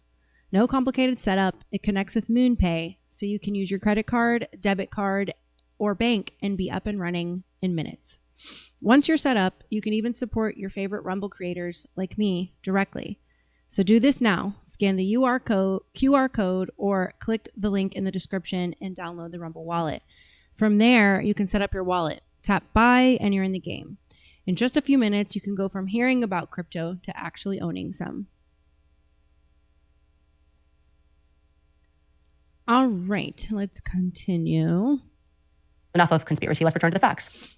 We fast forward now to February 4th, 2025, just a few weeks after Trump's inauguration into his second presidential term. Bibi Netanyahu enters the White House and presents President Trump with a gift, a golden pager, a nod to the Mossad's pager operation. I'm sorry, but why? Why? Yeah. Because we gave them the chemicals. What is the context of that? Is that like an inside joke? The threat? Yes. Because Donald Trump was not president when the pager operation took place. President Biden was. So why would he gift this to Donald Trump? American troops were not involved, so far as we know. It exactly was a threat. Because here's the thing. Remember, before Butler, PA, Trump was saying he wasn't going to go to war with the Middle East. And he also didn't have a VP running mate. He had told Charlie in a private meeting where he was fixing Charlie's tie, he's going to take this donor for this Israeli donor's money and then fuck him over. And then Butler, PA happened. And then we got J.D. Vance, who hated Trump the year before prior and is also a Palantir protege as a running mate. They did it to Trump again. Why would he gift this to Donald Trump? What is the significance of this? This is not a traditional gift. This does not make sense in a traditional sense. Okay, like they give you something, a samurai sword from Japan. I think they gave him a samurai helmet, actually, was the last gift that came from Japan. Saudi Arabia gifts like jewelry and crowns. Switzerland gifted, very appropriately, a Swiss watch. What's up with the golden pager, Bibi? Frankly, it was crass and it was off-putting. Children were murdered in this operation, and I'd like to think that America had nothing to do with it, but, I know better. We are, after all, supplying Israel with white phosphorus, the chemical to burn Lebanese civilians alive. Right. Did we know more about the pager attack than we let on? Did we assist somehow in this invisible supply chain that was happening? Right. Anyway, suffice it to say that Butler now fascinates me. Most of all, Dan Bongino's strange reaction to it. Trump's reaction to it. He's satisfied. He wants it shut down. I do not like this guy anymore. He was all over saying, don't forget about the Epstein files. Don't let it go. Then they hire him to come back to the FBI. And guess what happens? Push the Epstein files in the background. We need to cover that. And then has been fully behind Erica Kirk. So clearly, Dan Bongino is owned by Israel as well. That's not how a man would act. It was an assassination attempt against him. Was it an assassination attempt or was it an assassination success? Was it an assassination complete? I mean, perhaps the only good portion of this story is that I have it on authority. The widow of Corey Comparator and the family of Corey Comparator is not like Trump. They are not satisfied with the investigation. They are not happy with the fact that Secret Service agents never lost their jobs. They are not satisfied with the answers that they are receiving about how Corey Comparator was killed. Imagine that. Imagine a widow who has questions. And last I was informed, that particular widow didn't take over her husband's career in the blink of an eye. So, like I said, imagine that. We'll be right back after a break. All right, you guys, do you feel like you are working harder than ever? All right, let's get up to her FOIA request. All right, you guys, I am FOIAing around, and I am not finding out, my friends. Like, I am not finding out at all. Who knew that this tool would be so difficult to get answers? So they can just say, we don't want to tell you. That's what it feels like, at least. So I requested Kash Patel's travel schedule in the lead up to Charlie Kirk's assassination. Just another thread that I'm pulling at. I don't know, because journalism, but also because there was this FBI plane, definitively an FBI plane, that landed into Salt Lake City, Utah on September 8th. So, Charlie, remember, he first went to Salt Lake City on the morning of the 10th, which I found to be very unusual, that he would go there and do that weird restaurant interview, whatever it was, as his final interview. Well, there's an FBI plane that went to Salt Lake City, Utah on September 8th. And it's just interesting. That's all. Could be nothing. But it leaves Richmond, Virginia at 9:50 a.m. It gets into Salt Lake at 12 p.m. And then it departs Salt Lake just an hour later. Really quick trip. Doesn't mean Kash Patel was on the flight. But, just doing a bit of journalism, ruling things out, asking questions. So here's what we requested. And we had to fill out a form, which had to then be submitted. So we're just copying and pasting to you what we wrote because, like I said, it's a form submission. We wrote pursuant to the Freedom of Information Act, listed that I request copies of records reflecting the official schedule, calendar, meetings, and travel of Kash Patel for the period of September 7th, 2025 through to September 10th, 2025. This request includes, but is not limited to, official calendars and schedule entries, travel authorizations, travel itineraries, transportation or flight records related to official government travel, expense vouchers and reimbursement records, meeting logs, visitor logs associated with official events, emails or memoranda, scheduling or coordinating official travel or appearances. I request that the search include records maintained by the Office of the Director, Executive Secretariat, Protective Operations Units, and any office responsible for executive travel coordination. To minimize burden, I am not requesting classified information, protective methodology, sensitive security details, or personal private information unrelated to official government business. Please provide responsive records in electronic format where possible. If portions of the records are exempt from disclosure, please release all reasonably segregable non-exempt portions. Identify the specific FOIA exemptions relied upon for any withholding. Thank you. Okay, fair. We just want to know where you traveled. We're trying to say a lot to just say these are 3 days. Whoever's in control of the calendar, schedule, we want that. We're not asking you for classified information. We're not fighting you. We don't want to know where he was doing personally. We don't want to know what, his girlfriend's concert was. If he's not an FBI business, it's not our business. That's our right. That's what we are paying for, to fly him around. In fact, we're even paying for his girlfriend's security. At least we can do is FOIA around and find out. Unfortunately, here's what we received back. Please be advised that unusual circumstances apply to processing of your request. And then we go back to, here are what we can deem to be unusual circumstances, okay? Number one, there is a need to search for and collect records from field offices, that are separate from the FBI. That's not going to be us. Number two, there was a need to search for and collect and examine a voluminous amount of separate and distinct records. That's not going to be us. Three, there was a need for consultation with another agency or 2 or more DOJ components. That's probably going to be us. I think it's always 3, which will delay our ability to make a determination on your request within 20 days. So it's just an ability to delay. They could say, oh, well, it's one of these 3 things. We have to talk to somebody, right? So we're not going to be able to tell you back within 20 days. That's supposed to be a lot of time. We're supposed to get back to us within 20 days. Well, it involves somebody else, so we now have to talk to somebody. Now, for some reason, just me saying that I requested Kash Patel's records, which again is my right as a tax-paying citizen of the United States of America, for some reason this... And this is what pissed the FBI off so bad they had to tweet her. This is what the FBI tweet was in response to this portion of the video. Deeply upset Blake Neff. I just want to weigh his reaction to me merely filing an FOIA request. And I want you to compare it to what you just heard from Charlie when things don't add up. Here's Blake Neff, the new representative of the Charlie Kirk show. Charlie Kirk show. Really? Here's what Blake Neff wrote, crashing out. Here we can see the latest thing that Candace will fixate on for the next 2 weeks as all important, the key to blowing the case wide open so that she has an excuse to harass more people. Of course, when she gets bored or successfully extracts whatever thing she is looking for, which of course will be a total nothing burger, she'll move on to dismissing it as irrelevant or just stop talking about it entirely and move on to her next fixation. This will continue until people stop falling for it.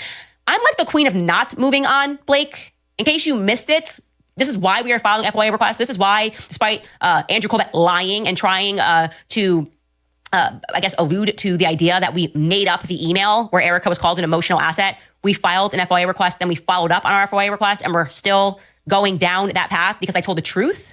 We don't actually let things go. In fact, you guys usually call me obsessed. Obsessed people don't let things go. And I also want to say, Blake, you're right. I am obsessed with who killed Charlie Kirk. Why aren't you? Right. Why aren't you obsessed? Why are people so offended that she's obsessed with knowing who killed her best friend? Wouldn't you be obsessed with knowing who the hell killed your best friend?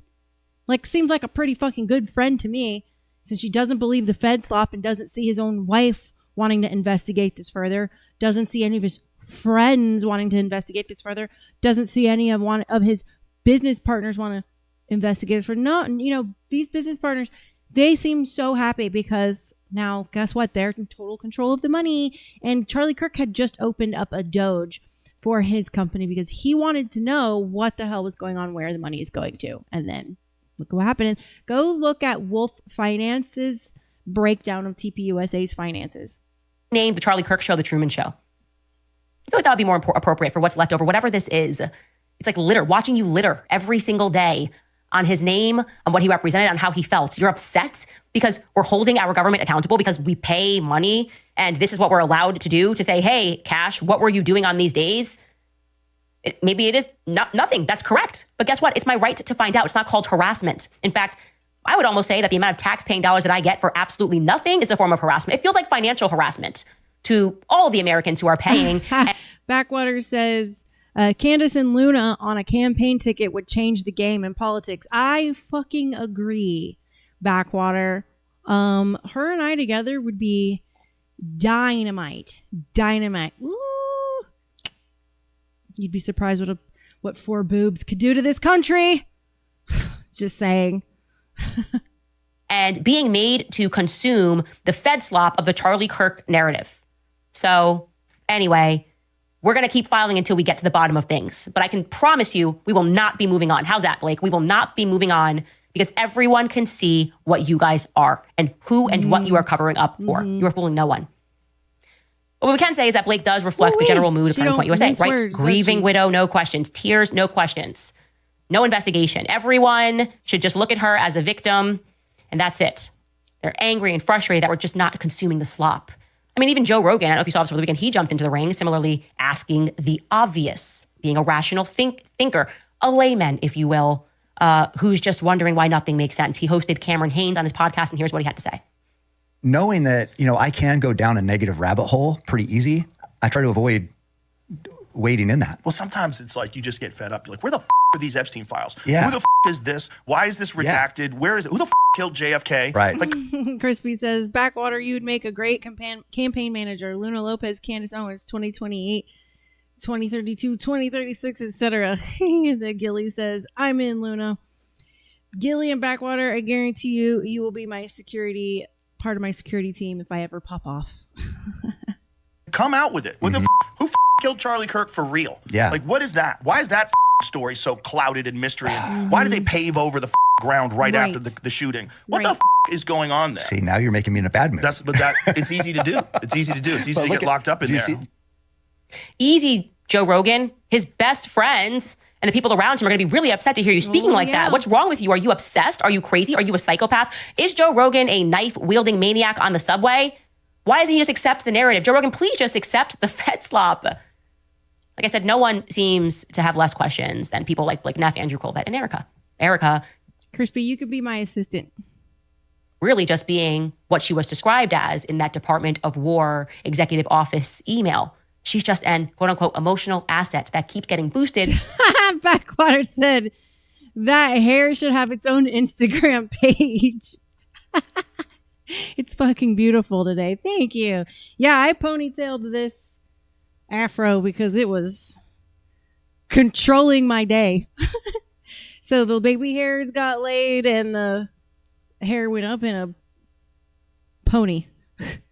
Every time she gets emotional, her job is to cry. And then for us to be scolded that it's our fault that she's crying because how dare we try to figure out who killed her husband. And that's what she did this weekend. Again, it's every week. You could set a timer.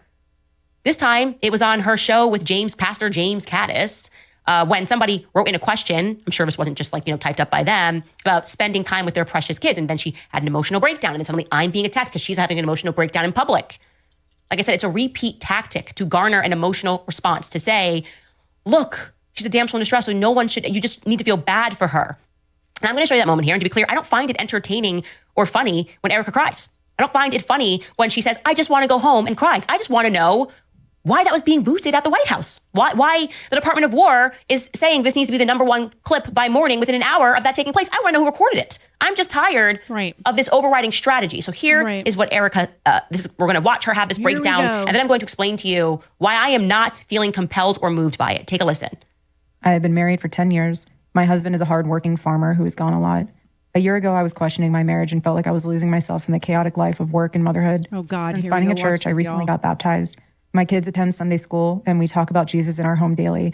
Instead of nagging my husband, I embrace his hard work. Yeah.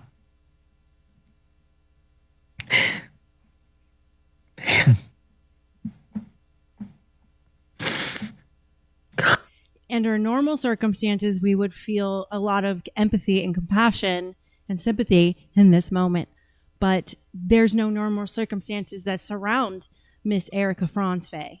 Miss Erica Franzwey has been caught in a lot of duplicitous lies and very, very suspicious behavior as a widow.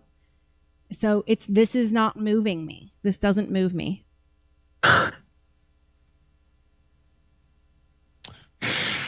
sorry. You better finish reading it, sweetheart. Let me finish. And who apologizes for crying over your dead husband? Nobody. And of course, the host here is trying to just be a good human. Of course. I mean, you know, you can't make any accusations right there. I love him like a wife should when he comes home. Instead of losing She myself shook her to head motherhood, no. I've completely embraced every second of it. Never wanting my precious babies to grow up. It seems like the more I pour Seems like myself into fake my tears. daily readings, church and family, the devil shows his face more than I have ever Which is witnessed. why I think she wears a hat so much. Why does it seem like the closer you get to God, the harder the devil works on you? The harder the devil works on you. The problem is there's no sniffles. You don't have mucus production. You don't have real tears, ma'am. But the devil is... Let me put my hat on so you can't see that I don't have any tears in my eyes.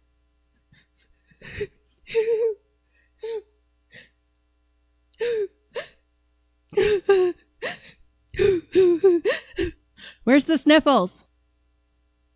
Where's the flow of water? God.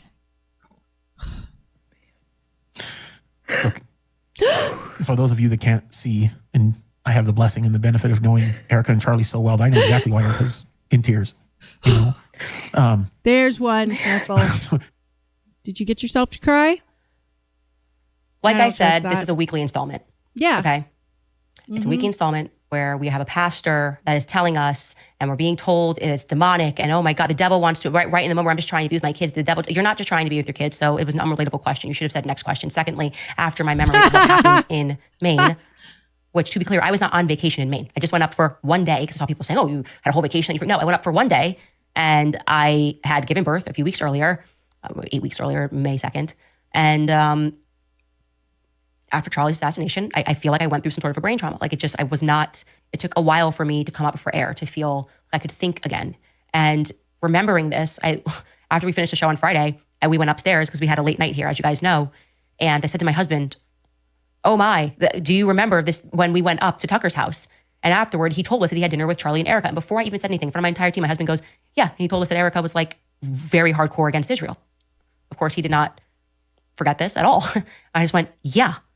I totally blacked out on that trip. I totally forgot the trip happened, that day trip. I totally forgot that Erica said this. Trauma does and that. here's what has deeply troubled me about it. Here's why it feels like such a big deal. Because in the manner in which Tucker expressed it, okay, everyone was friends, A. There's no incentive that can be assigned to that conversation. It was him venting the frustration of what happened to SAS, him being a friend to Charlie and Erica, and the amount of pressure that Charlie was under because of his speech at SAS, and it was us discussing the shifting viewpoints of our friendship. Okay, no one had an issue, a question mark, or anything about Erica. Tucker loved Erica. He was like, she's hardcore. He also said she hated the pastors that were around him, right? What that means is that Erica, as the wife and the confidant of Charlie Kirk, was pushing him to be more anti-Israel. This is why it troubles me. Okay, I want you to understand this. She was pushing her husband to be more anti-Israel. Right. The very thing that the majority of the world believes killed him. Right. Was she speaking on the other side, from both sides of her mouth? Yes. She then goes with him after she has this My dinner opinion. with Tucker. She goes with him to the Hamptons and sits across from Bill Ackman at a dinner when Bibi Netanyahu is called. She's playing both sides and pushing her husband to be anti-Israel, the thing that the majority of rational people believe killed him. Okay? The majority of us believed that him turning against Israel killed him. And then after he dies, rather than asking any questions about Israel or telling us the truth about his shifting viewpoints or telling us the truth about her shifting viewpoints, she does a complete 180 and says people that ask questions about Israel, that's brain rot. I accept the Tyler Robinson narrative. I'm partnering further. Taking over his company and partnering further with pro-Israel narratives and pro-Israel pastors who I told Tucker Carlson that I hated the pastors that were around him. Erica was anti-Israel in July before she went to a pro-Israel summit at Bill Ackman's house. None of this is clocking. That's what bothers me. Right. And if she intentionally pushed him to be more anti-Israel and, yeah, no, babe, you got this. No, push back harder on that donor. No, you tell this guy this. Then what? They said, no, we can't control him. We can't bring him back. Of course, this is speculation on her part. We have to take Charlie Kirk out. Think about that. Think about what I'm saying to you. It is so dark and it is so twisted, but I am telling you, what I am saying is the truth. That is what Tucker said to us after we got off air. He had dinner with Charlie and Erica, and Erica was more anti-Israel than Charlie. So what the hell changed, Erica? Right. Why couldn't you find it within you to tell the truth about Charlie's shifting viewpoints. Right. I'm grateful. I'm grateful that I forgot this for a bit. I never questioned God's timing. I'm grateful that I forgot the trip. There you go, girl. You cannot ever quit. Everything happens exactly how it's supposed to, even all the bad things. That's one thing I've learned in my life. And there were different things, like with the situation with the house. Like when I got woken up on a Tuesday morning to someone telling me, you have 2 hours to get out of my house, their house. I was like, oh, what the fuck? It was so traumatic that there were things I could not remember in the for a couple weeks. It took my brain calming down to remember certain details. So, like, I totally understand what Candace is saying here. That I knew something was bothering me about Erica's allegiance to Israel, and it was because she wasn't to Charlie. She lied to her husband about her viewpoints. That's why. And why did she do that? So she could go, well, you couldn't control him, but you can control me. I support Israel. I'll be the CEO. Sorry he went that way. It's very sad. I can be your queen. We'll be right back after a break. All right, you guys, the best moments in life. So that's the summation. That's pretty much the video. What I wanted to show you tonight. It's I think this theory might be it. I hope Candace remains pretty safe. Obviously, I think she would know to do that. But you know, as far as Trump is concerned, you know, I'm glad to see him publicly rebuking Israel for their crimes, and we want to see it go all the way, President Trump. We want to see you hold the Epstein class accountable, and if there's some sort of blackmail that Israel has on you, get ahead of it, own it, get it out on the table. Odds are, when you get ahead of things yourself in politics, since you know I ran for Congress, it tends to work out better in the end. But you're the president. You can hold the Epstein class accountable in any way you see fit, if you know what I'm saying. But what we want to see is you promise to drain the swamp. We don't want to see you getting in bed with any more snakes, any more water moccasins and alligators, because it seems that you have people surrounding you in your administration that are working to take the freedoms of the global population away, but particularly of America. And it seems that there are people within your family, like Kushner, who has embedded themselves right inside your family to control your family. And I'm sure you can come up with some resources to protect you. But you've got all this you've done for the auto industry and basically handed over our freedom via the AI tech companies that you have put on a pedestal to decide and dictate when we can drive. You have an FBI who is wanting to monitor the everyday behaviors of regular Americans.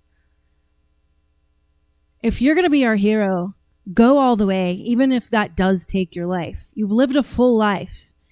If that's the hill you need to die on, do it and you'll be a legend. I'm not asking for anything bad to happen to you, dear God. I don't want anything to happen to anyone.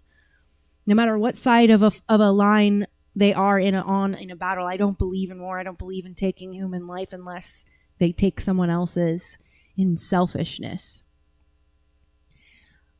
I believe that there are times where eye for eye is appropriate. But for the most part, you're 80. If you're going to be the hero, do it. Do it. I think you've stayed away from church for too long in your life to where you didn't see what the Zionist playbook was, because anybody who was an evangelical or is can see what the Zionists have done and how they are working to enslave humanity and via war and credit. The banking system, as we know, the Federal Reserve was not formed until it was time to support war. And the families that are working to enslave the rest of the world and bring forth the Antichrist is the enemy. And if you're going to be the hero, do it. Go all the way, because then you'll be right with Christ and right with the divine, no matter what they do to your physical body. Do the right thing. Let me look at the comments before I do my closing monologue. Let's see.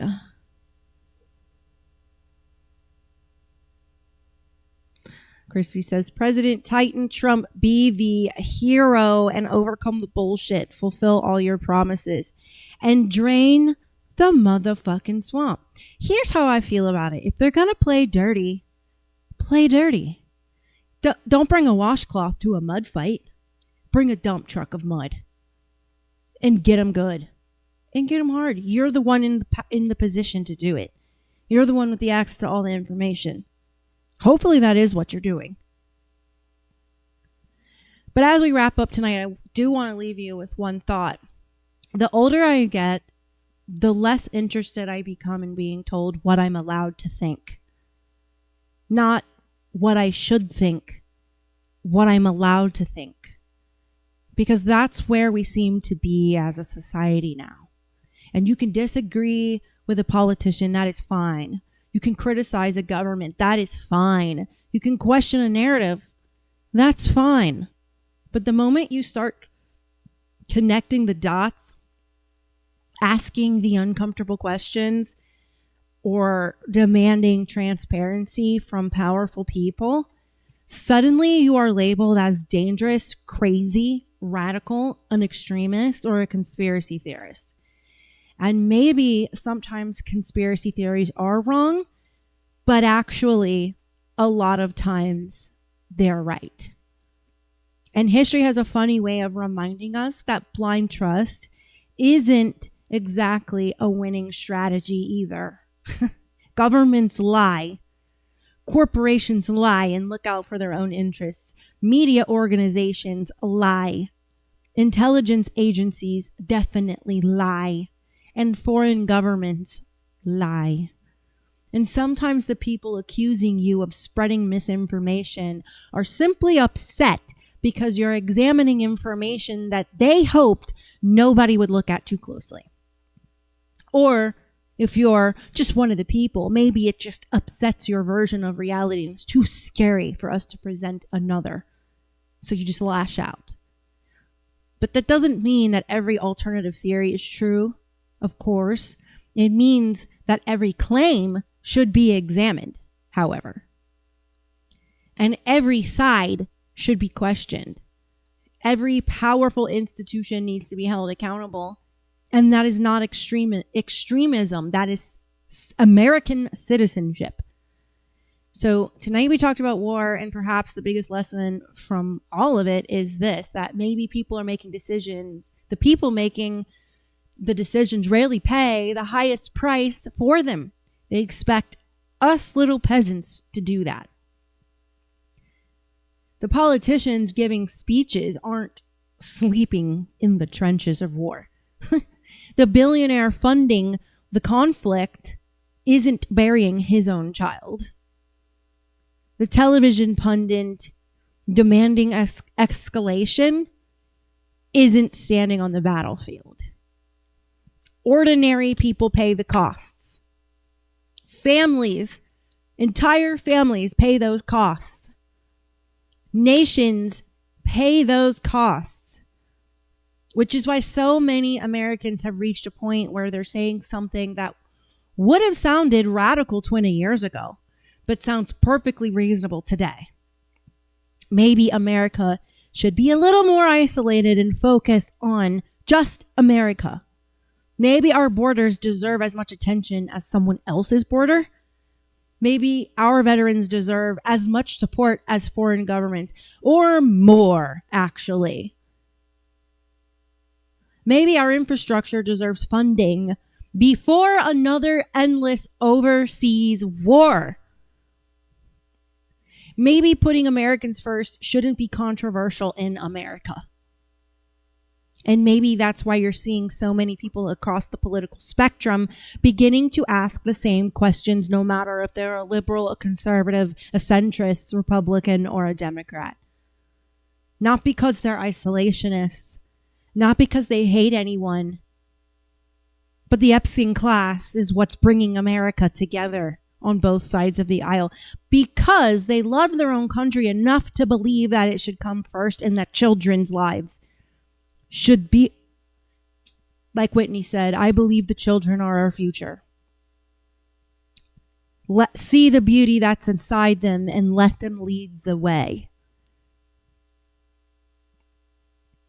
They should be protected, the children of every nation.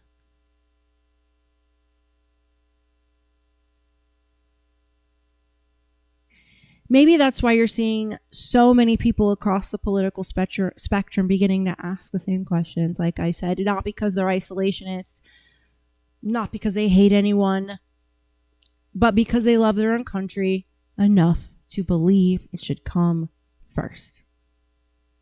I hope the people in the back heard me say it the second time.